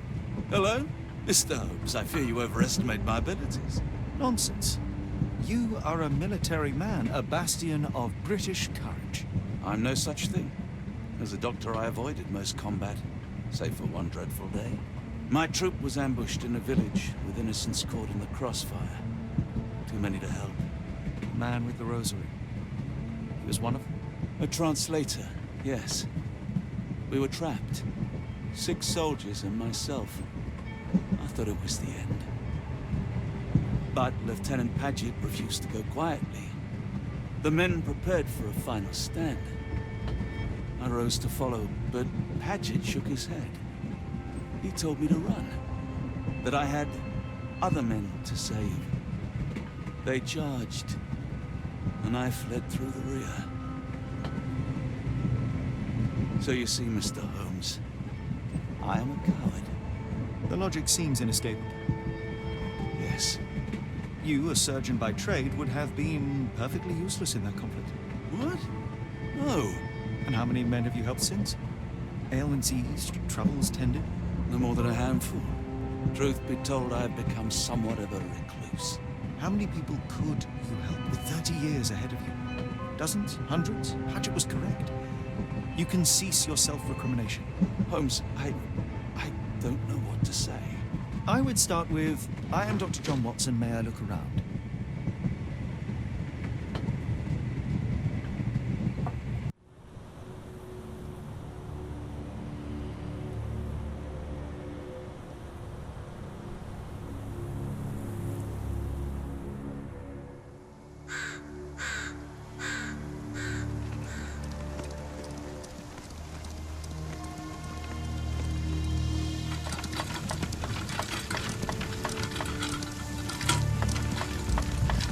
The Edelweiss staff will doubtless be eager to show off their facilities to a fellow physician. I have already taken the liberty of sending a letter on your behalf to request a visit. And what of you? I shall be pursuing other avenues. Should you see anything troublesome or improper, simply notify the local authorities. Otherwise, try a little analysis yourself. You know my methods. Apply them.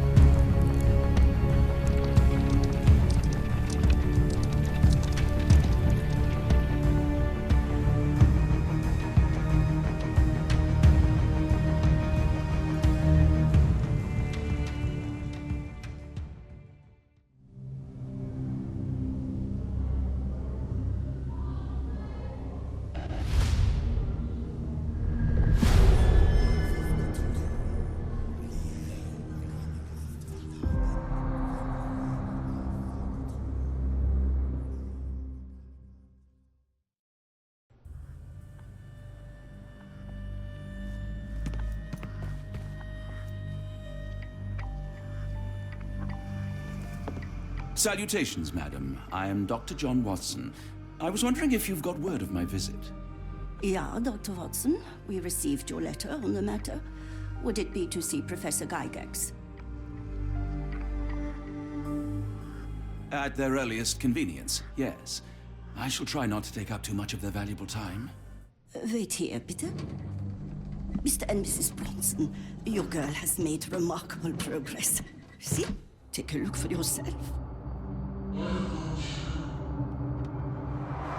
My apologies for keeping you waiting, Dr. Watson. Surely you understand how medical work can make one lose track of time. Do not be sorry, Professor. I too know the importance of closely attending to patients. The work hardly stops here, yet the satisfaction of perfecting the mind compels us to persevere. I take it you welcome many a soul into your establishment? Admissions, yes. Visitors, though? I am curious as to what brought you to the Schwarzes Edelweiss. Word of mouth. An article I read back in London spoke highly of your institution. But rather than taking its word for it, I thought I would see things for myself. My asylum's reputation precedes it, then. Everyone, your attention, please. Guten Day. Yes, hi. Hello. The name's Amos Colby, Northwood Detective Agency, Boston. I got questions that need answers. Who's in charge here? What seems to be the matter, Dr. Watson? You can tell me. By Jove, it cannot be him.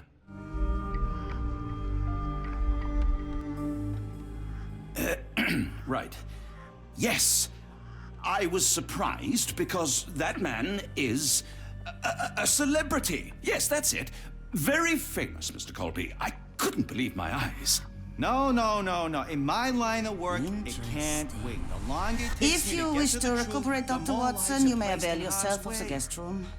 But I have so much more to discuss. Nurse, if you'd be so kind as to escort Dr. Watson to the guest room. Herr Colby, from Northwood Agency. How unexpected. I am Professor Gygax.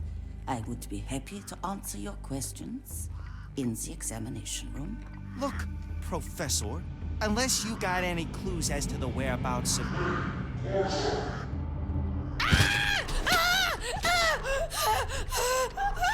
There is no need to be alarmed. No one gets neglected in my care.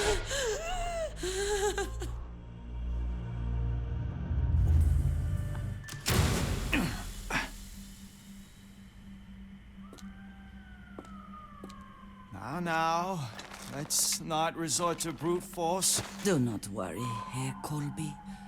My methods are rather more delicate.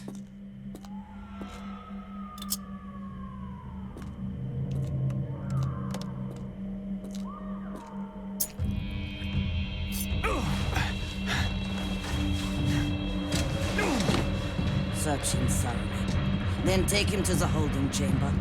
I need to decide precisely what to do with our guest.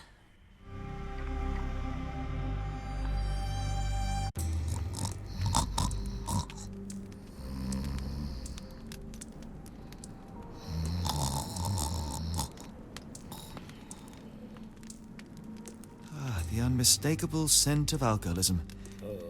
Did you walk through their doors as I did, or did they collect you off the streets?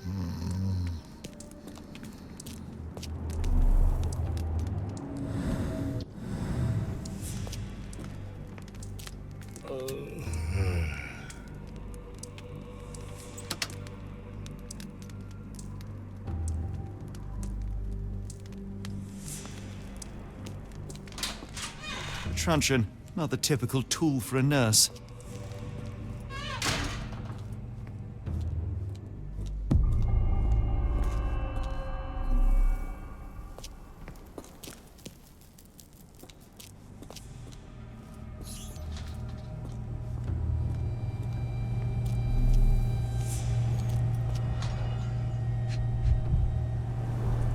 Any chemist would envy the quality of this equipment.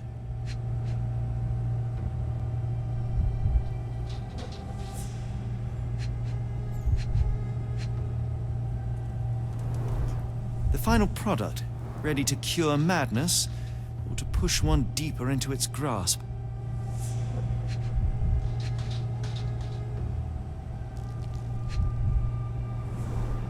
Raw materials used to formulate medicine. With this equipment, they can create any type of medication.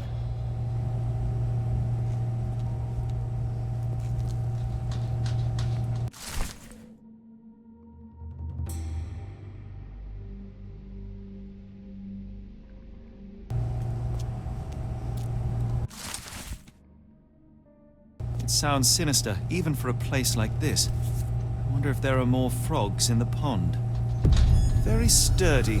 I might borrow it. What was that? Is someone there? I'm sure I heard something.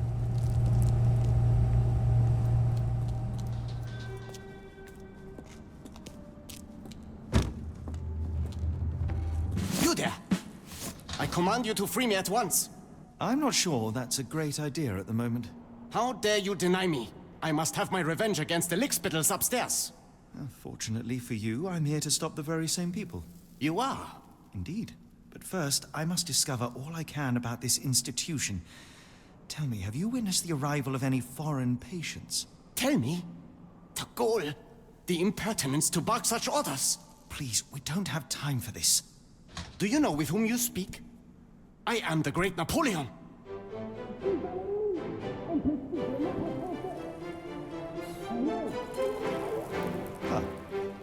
Napoleon Bonaparte? The one and only. Emperor of the French, first consul of the Republic, leader of La Grande Armée. Once I am free and have exacted my revenge against the guards who ridicule me, I shall rest happy in the arms of my beloved Josephine. Right.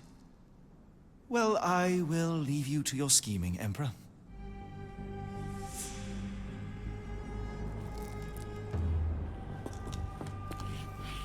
My heart is pierced by Cupid. I disdain all glittering gold. There is nothing can console me but my jolly sailor bold.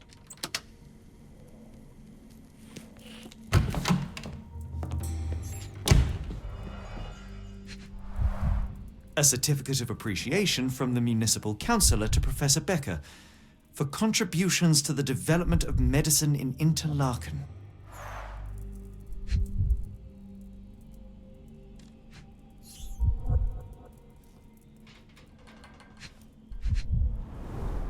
A simple toolbox, yet capable of repairing anything.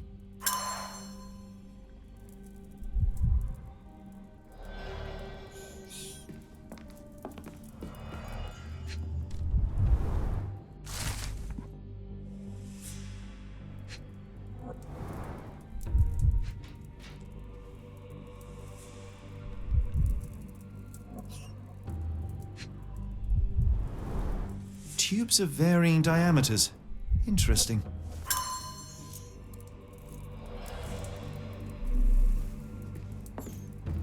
Speech and the Cerebellum by S.A. Becker. John Sallow, The Tub. R.G. Hill, Dr. Connolly.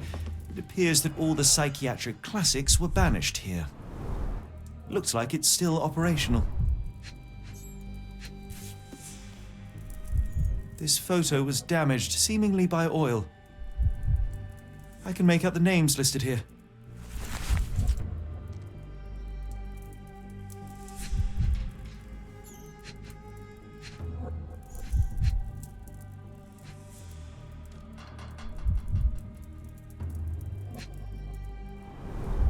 Cooking grease.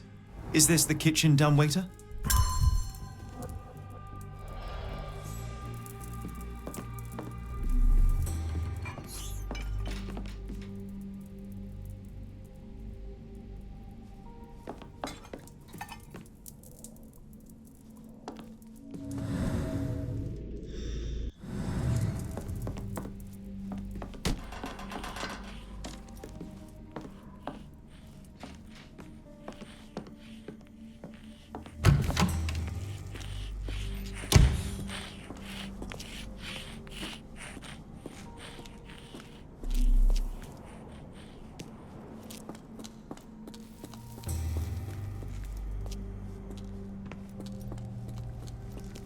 Truncheon, not the typical tool for a nurse.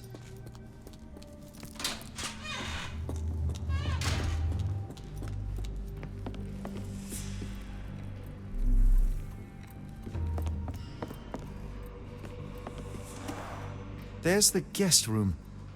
I wonder if Watson was able to speak to Gygax.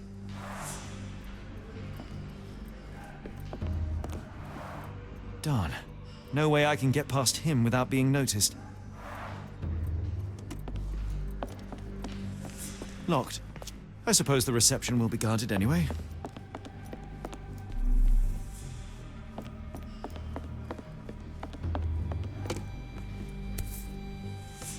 This sedative worked faster than I expected. Perhaps I ought to train myself. Build up a tolerance.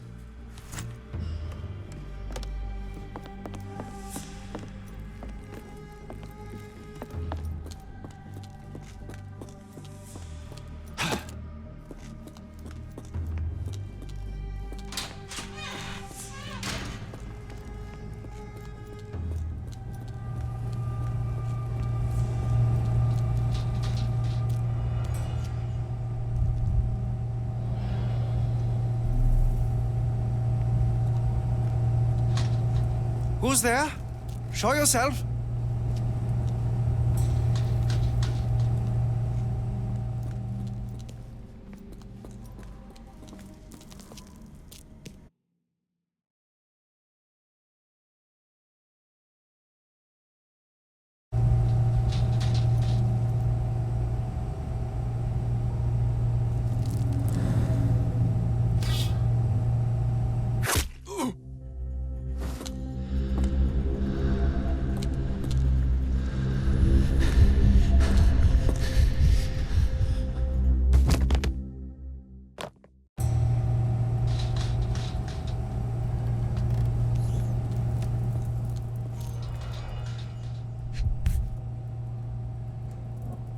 This is the same narcotic substance that we found in London. Manufactured and packaged here.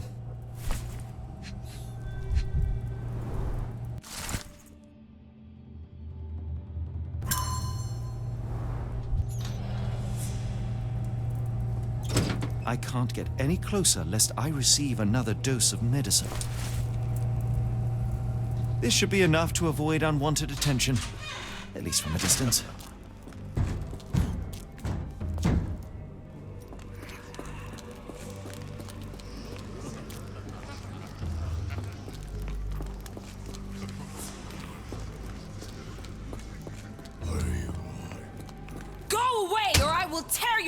From your skull with my fingernails. Miss, I'll gouge your eyes out and cut off your hands, just like you did to Heidi. I am quite certain you would, but I'm afraid you have me mistaken for someone else. So, I take it your name is Gerda. Who is Heidi? You talk strange. You're going to Hell's Door, aren't you? To where those other funny talkers finally shut up? Hell's Door? To what do you refer? Only Heidi had answers. Go away, pig! I merely... I said go, or you will spend your last moments on Earth screaming. This door won't stop me.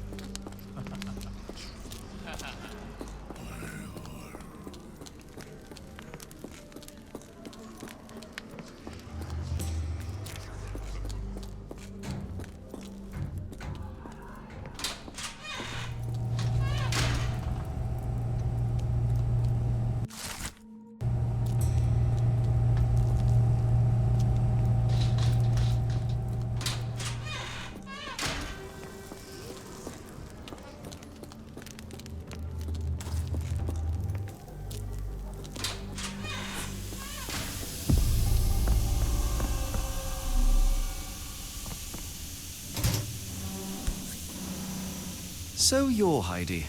I didn't realize I was on haunted doll watch. So you're Heidi.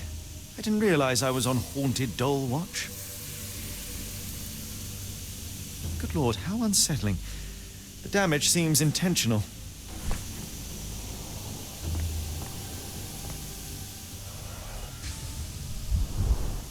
Fabric burnt in the furnace. A jalabia. A traditional garment from northern Africa.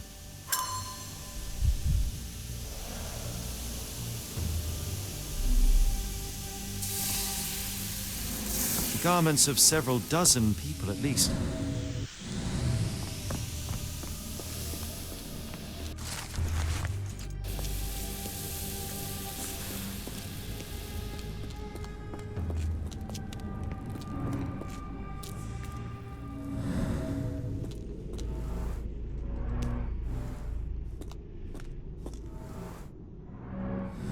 This stretcher was disinfected frequently.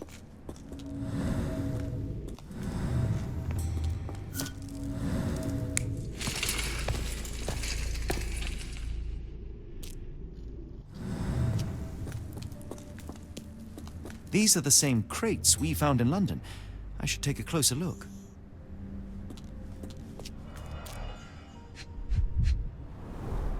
Dirt and sweat. They were locked in here for days, judging by the smell. I doubt that one could survive such a journey with this little water. The kidnappers even provided airflow. How generous.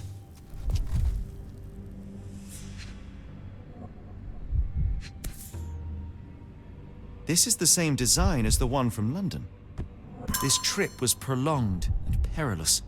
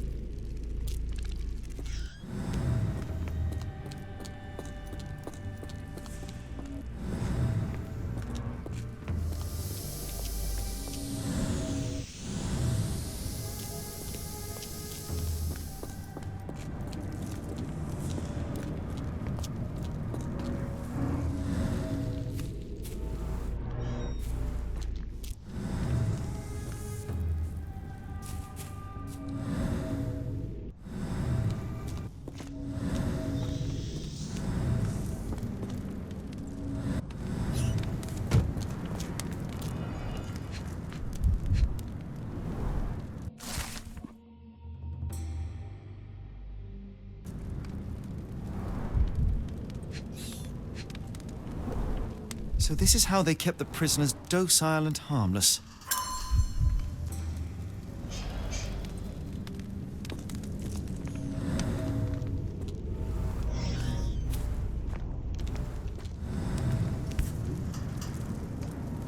An Orthodox reliquary commonly found in Eastern Europe, now in a cell halfway up the Alps.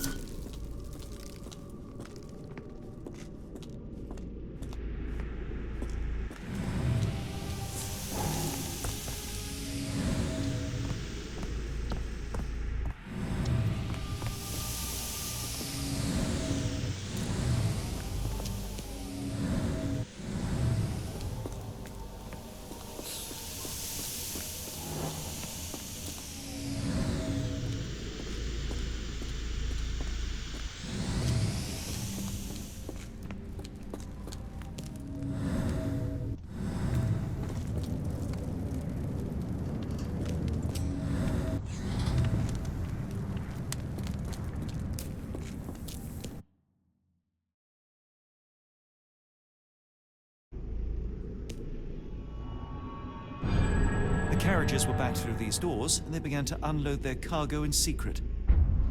Next, the crates were opened, freeing their passengers. Not everyone survived the journey. The dirty, exhausted, and dehydrated prisoners were then herded into cells.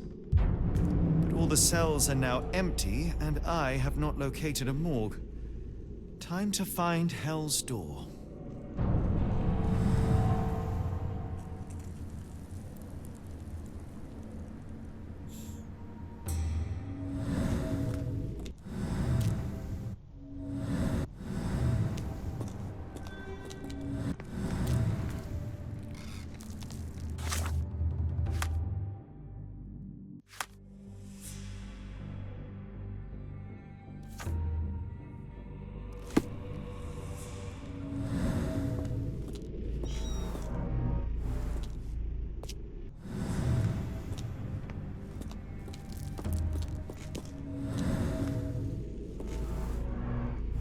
Scratches. Something has been moved through here.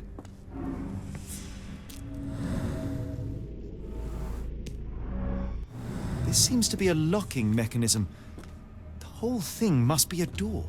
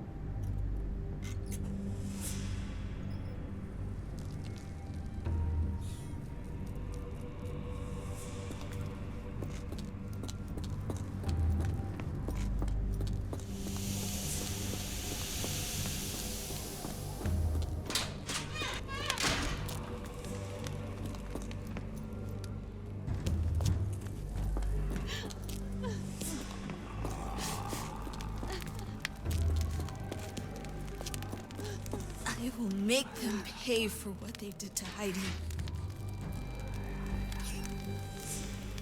I found Hell's Door, the one that made the foreigners silent. Remember? How do I open it? You want to enter Hell's Door? I can't tell you. It was Heidi who knew. I can't talk. Now listen here. Only Heidi knew the answer. And she's gone. Gone. Gone! I believe I have found your friend. Heidi! Oh, poor girl. What did they do to you? Shh. It's all right now. Everything will be all right. Please, Gerda, now I have found Heidi, I need some help from you in return. Shh, Heidi. We should thank the man, don't you think? Tell me all you know about those funny-talking people. We'd hear their screams. The guards would take them down the corridor behind you and they'd disappear. And the screams would stop. Professor Gygax seems to rule this facility with an iron fist. Do you know anything about her? She's sick. She did nasty things to us. Separated me and Heidi just for fun. Before she got here, this place was all right. I found Hell's Door, the one that made the foreigners silent, remember? How do I open it? Gerda, please, I cannot get inside. You have to tell me how to open it. How can you speak to me like nothing's wrong? Can't you hear Heidi crying? Look at her! Look! She's suffering. I can't even hear my thoughts over her screams. Poor Heidi. We will fix you. I promise. We will fix you! I shall leave you two to get reacquainted.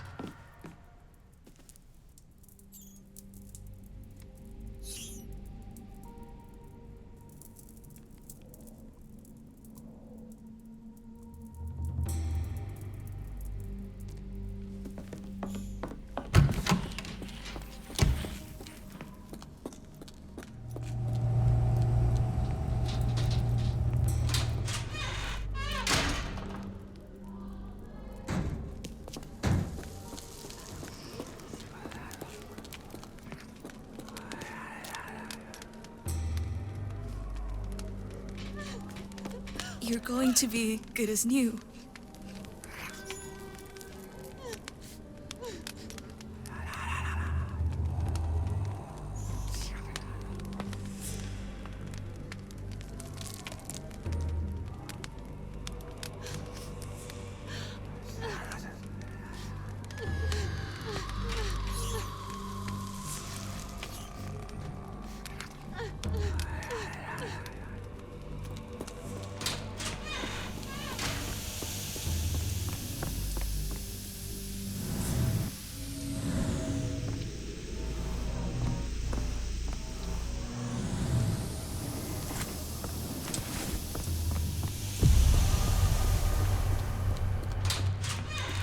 Will this help fix your friend?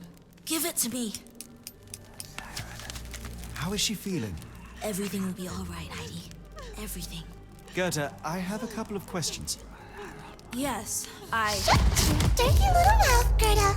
You've said enough already. She won't speak no more. Now it's only Heidi. You helped me, and I didn't cut out your eyes. So we're even. Now go! Heidi, there are things I need some clarity on.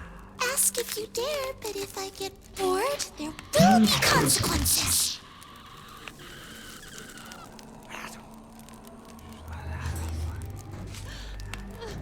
I found Hell's Door, but it's locked. Is there a way to get in? Hell's Door? Never heard of it. And you believe that snotty little girl?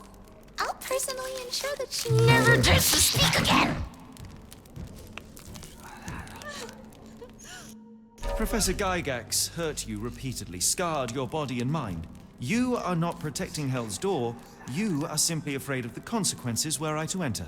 I could tap your teeth out with a hammer until you choked on the blood in bits. You could. But then you would live the rest of your life in fear of Professor Gygax. I can make that feeling go away. How? I can stop her. But the key, Heidi, the key to Hell's Door is critical to stopping Professor Gygax. And I think you know where it is. Tell him!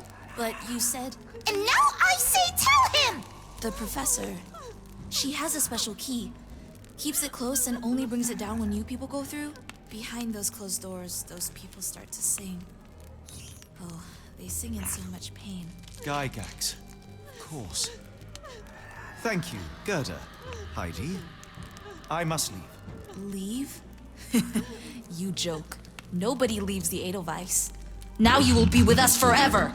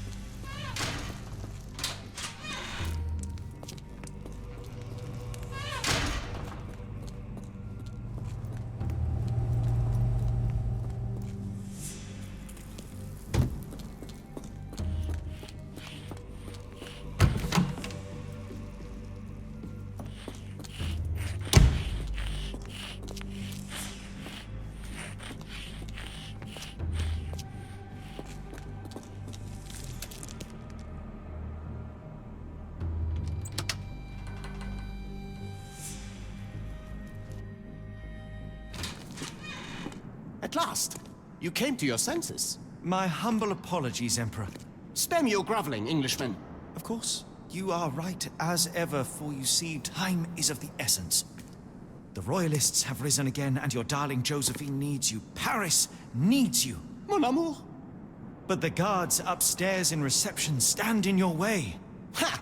They will pose no problem for the likes of me. Merci, Englishman. When I return to Les Tuileries, I shall make you a general. Oh, you are too kind, Emperor. Now go. Your freedom awaits. I am coming, Josephine. Catch him!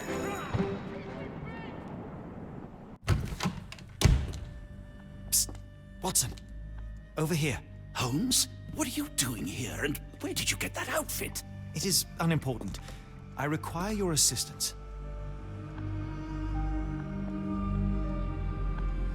What is happening, Holmes? I need an explanation. It's quite simple. I created a distraction so that I could tell you something important, and in turn, I need you to acquire something important for me. How can you call any of this charade simple? Watson, we can discuss this later. Time is of the utmost importance. The kidnapped people may still be here. This is what I know so far. What? You really found all this on your own? Focus, Watson. I need you to find a key. It will be most unique. All the details are in my notes. Logic dictates that Gygax will keep it near her. Once acquired, you must get it to me. Perhaps the kitchen dumbwaiter could be of use. Holmes, I can't do this. I'm no spy. Yes, you can, Watson. You are unfailingly dependable.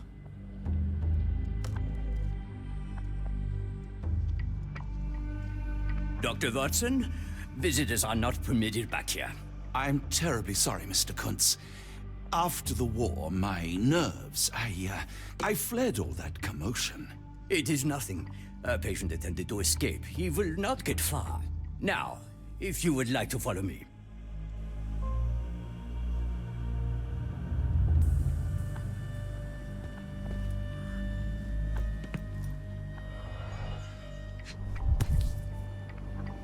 Perhaps I should take this. For all I hope it won't be needed. Did a child make these?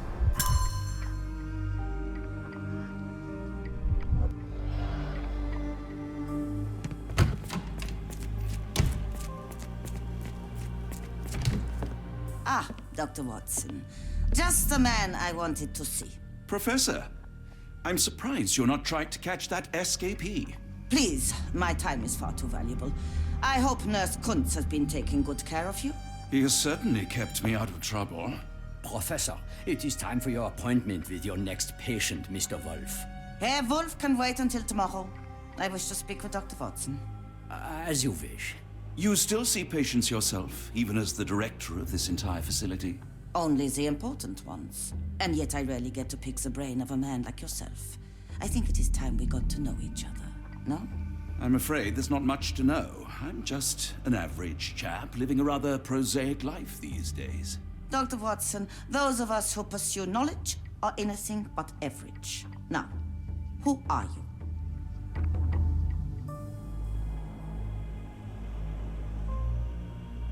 I'm a physician in search of a stimulating career. I have patients, yes, but admittedly, I'm more interested in the cutting edge of medical research. So when I read about the Black Edelweiss and your work on the healing of minds, I simply had to learn more. I suppose my Edelweiss was always destined to attract other curious minds. But before we continue, I want you to understand one thing. A broken mind can never be truly healed. Ah, I see. So, what exactly do you do here? It is simple. If you cannot fix a person's nature, you must force them to forget it. Surely there are other methods of treatment. How naive. You remind me of a man I once knew, Professor Becker. But we do not speak of him anymore. A colleague? The former director here. One day he realized that Edelweiss had outgrown him and had to leave his house.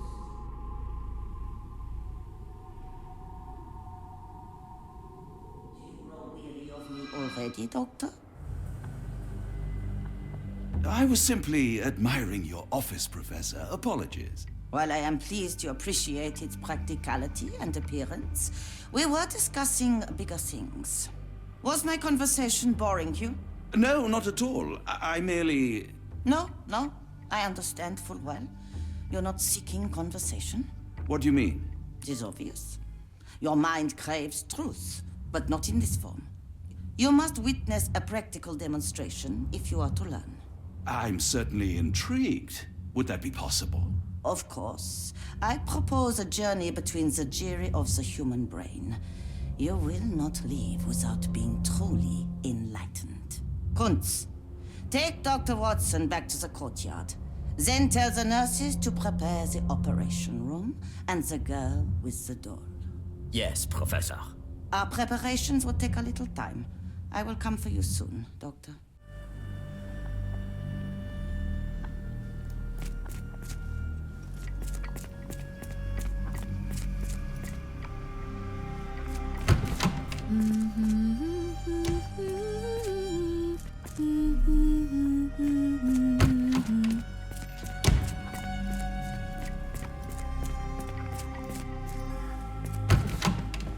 I'm struggling to remember something.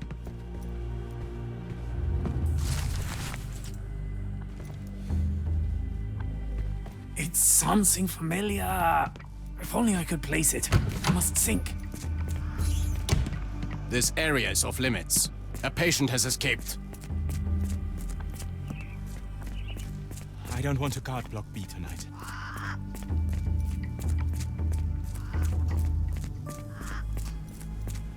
A visitor? No, no, you shouldn't have come here. Did you see my son? He's such a sweet boy.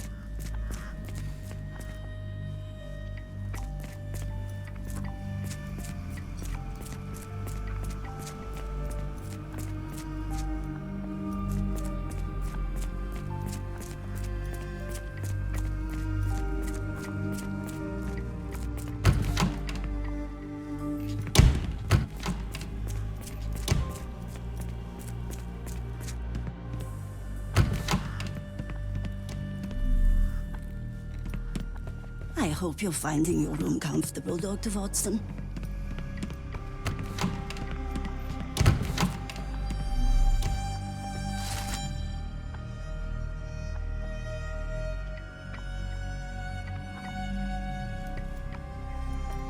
Good Lord, that's a lot of records. A commemorative photo album. Been a while since I've been in one of these. The photograph seems recent.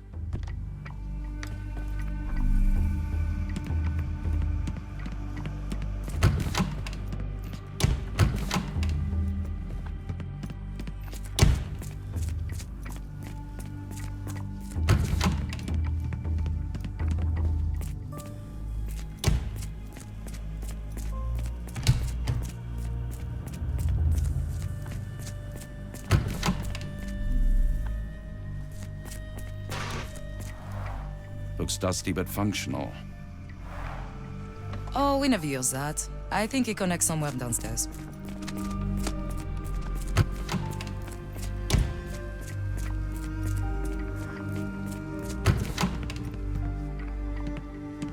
You are Mr. Wolf, am I right?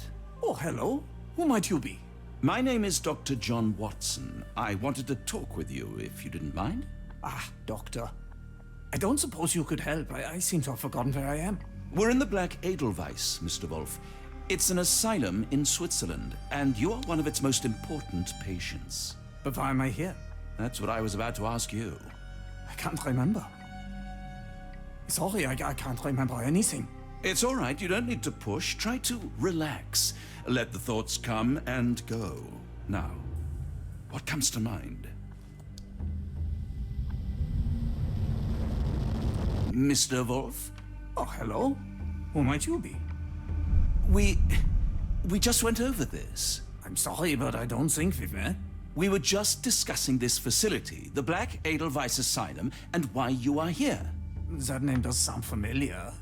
Holmes, the things I do for you. Excuse me, who are you? And who's this Holmes fellow? I am Dr. Watson, and Holmes is, well, you could call him my imaginary friend. That's just a little joke, don't mind me. But why am I here, Doctor? Am I sick? I'm sure I can take a look.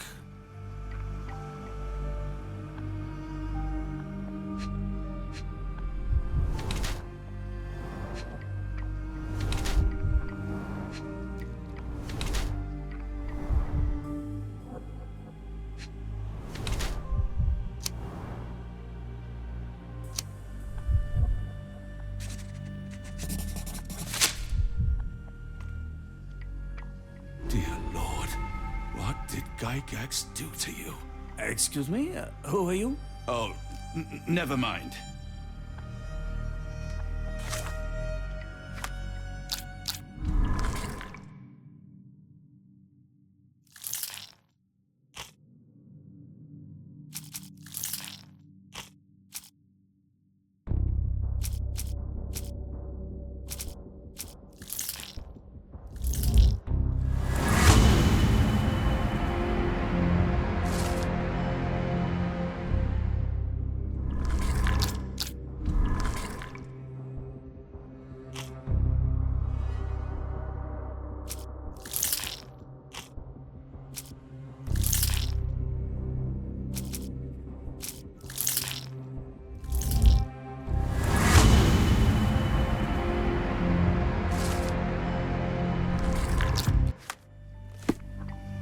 Hello again.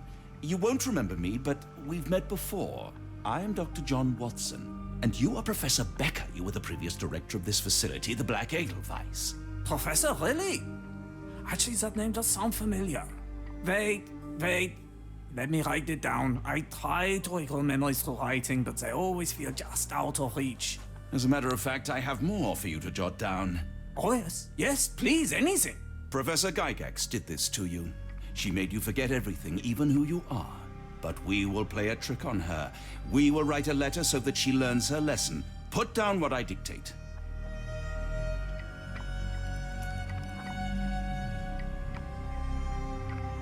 Dear Professor Gygax, your vile work has ruined countless lives through needless suffering. Your methods serve nothing but to show your own sick emotional state.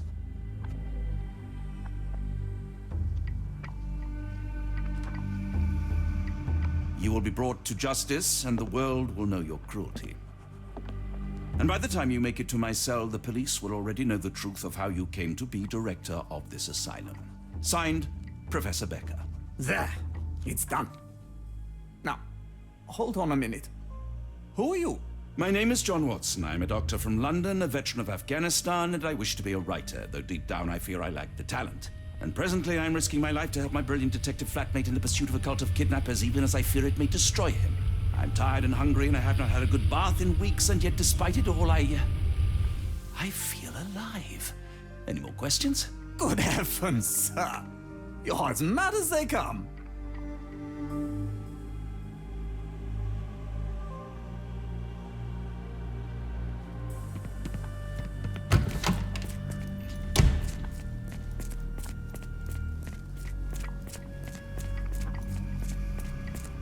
One of the patients asked me to deliver this note. It's for Professor Gygax. Thank you, Doctor. Leave it with me.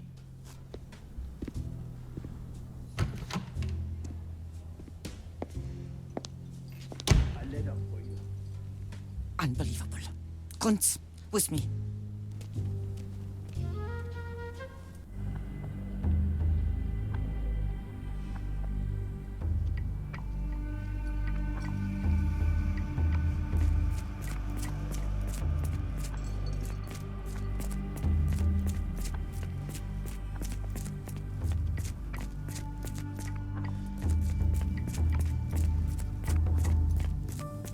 Oh, hello. Who might you be?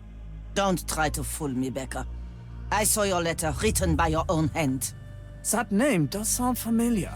Is it mine, you say? Nice try. What else did you recall? Silence won't help you. Fine. I'm not taking any chances. How about I cut open your brain again? Third time's a charm. Yeah?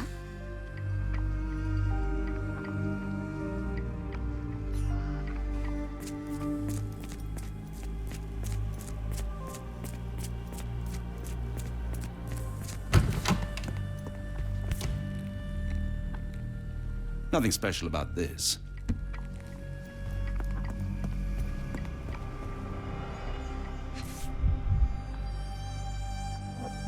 Close, but I don't think this is the key. This is too small to be what Holmes asked for.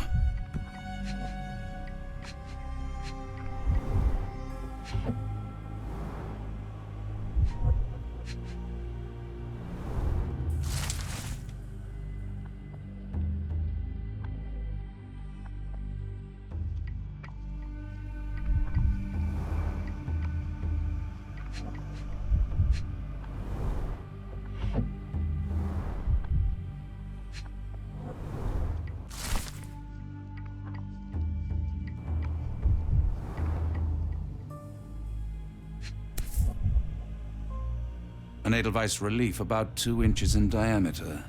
This must be what Holmes was after.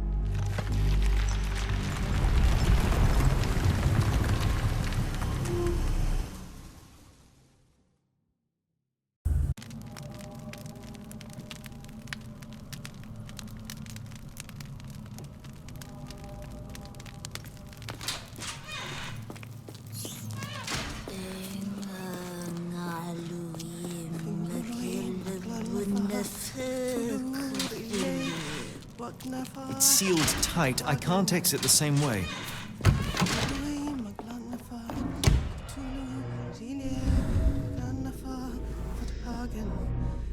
The tooth of an adult male, likely lost in a beak. The inside of the cuff is worn. It's been used often.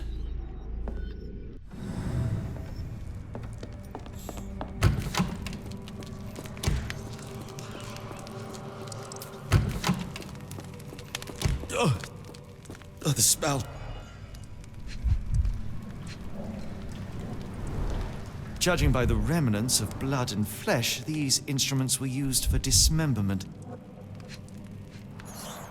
Dear God, is that body parts? Utterly inhuman.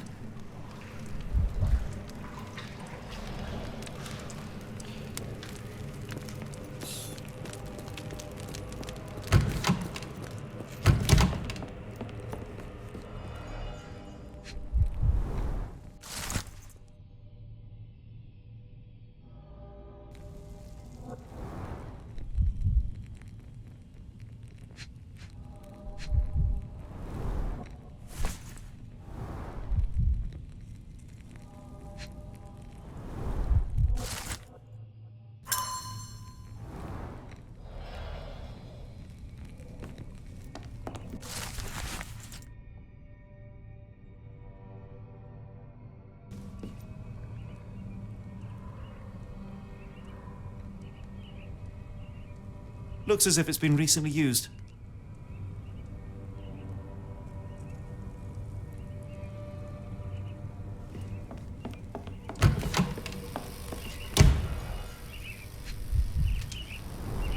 Dynamo machine. Provides electrical stimulation for the person in the chair. Full-grain leather straps. Impossible to escape.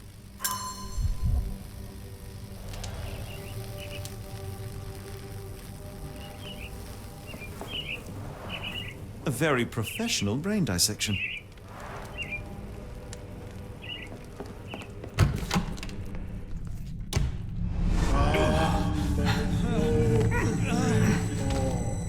Get out of my head! Your mind festers, devoid of soul. Find reverence for the one that trembled. The great lord! Left your surrender your soul and become a servant of madness. Please! No more! Stop it! Watson! John! Somebody! Wretched mortal, do not fear what is to come. Let him rupture our world anew. Awaken! And let the world behold!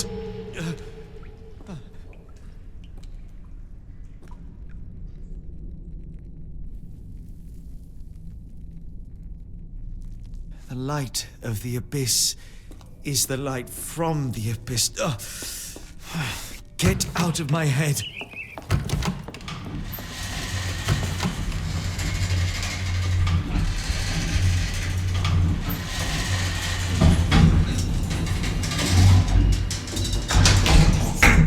electric elevator. How ingenious.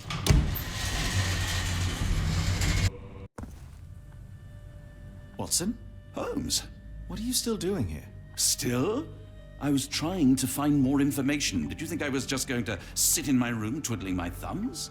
I only asked you to find the key. I had everything else under control. Says the man who looks like he saw a ghost. I'm fine, Watson. You're hardly fine. You reek of congealed blood and chemicals. What did you see down there? Never mind me. Where's Gygax? I'm afraid she's over there. I found her like that when I entered, on my word. What? She was our biggest lead. Yet another wrinkle in our investigation. What do we do now, Holmes? Hush. Let me think.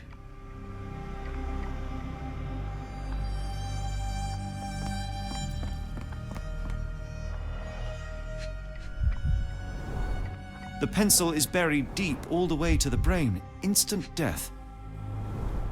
No traces of blood on her clothes. Must have got on her white overcoat. The patients here wear the same robes.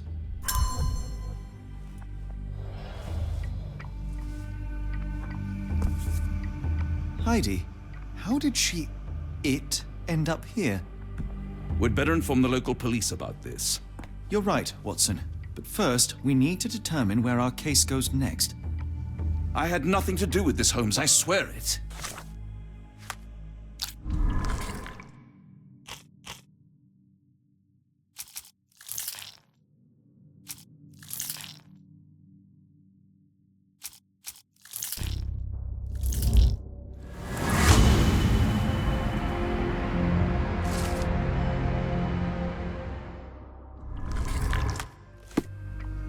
We've got what we needed, Watson.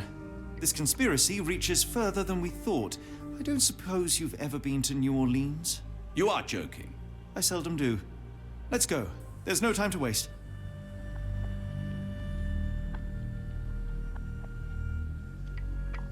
There is nothing in this world that cannot be explained with logic and reason. Nothing in this world. Holmes? Hmm? You seem troubled. I'm not troubled, Watson. I am preoccupied. That place was awful. Inhumane. It would be natural to experience some feelings of shock or fear. Men reduced to gibbering imbeciles, numb beyond recognition, powerless to help themselves. When a doctor does go wrong, they are the first of criminals. They have the nerve and they have the knowledge. That woman did not deserve the title. Such casual cruelty for such selfish aims. I knew another man like that once. He treated my mother, perhaps even killed her, depending on who you ask. My sincere condolences. In the end, she was just a shadow of herself. The outline of the person I recognized, but lacking all else. She was pushed until she cracked. Should you see me cracking, John, I must ask you to intervene. Nothing compels us to pursue this matter further, Sherlock. We can return to London, report what we have discovered. Let more capable hands take over. Alas, there are no such hands.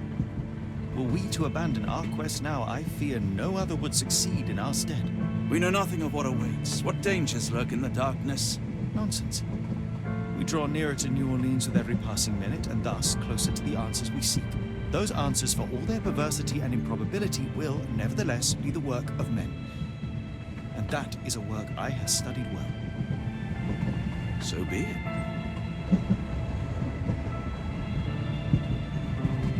I know you to be a diligent author, but if I may make one request. Kindly omit my mother and her suffering from your tale. Of course. Thank you, John.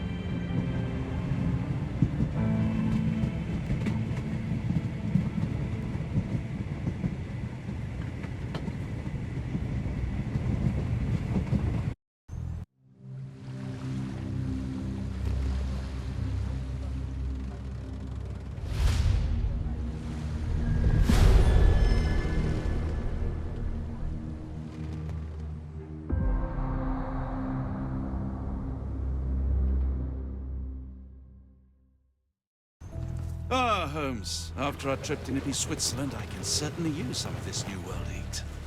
Do not get carried away, Watson. What we could certainly use are answers to my questions.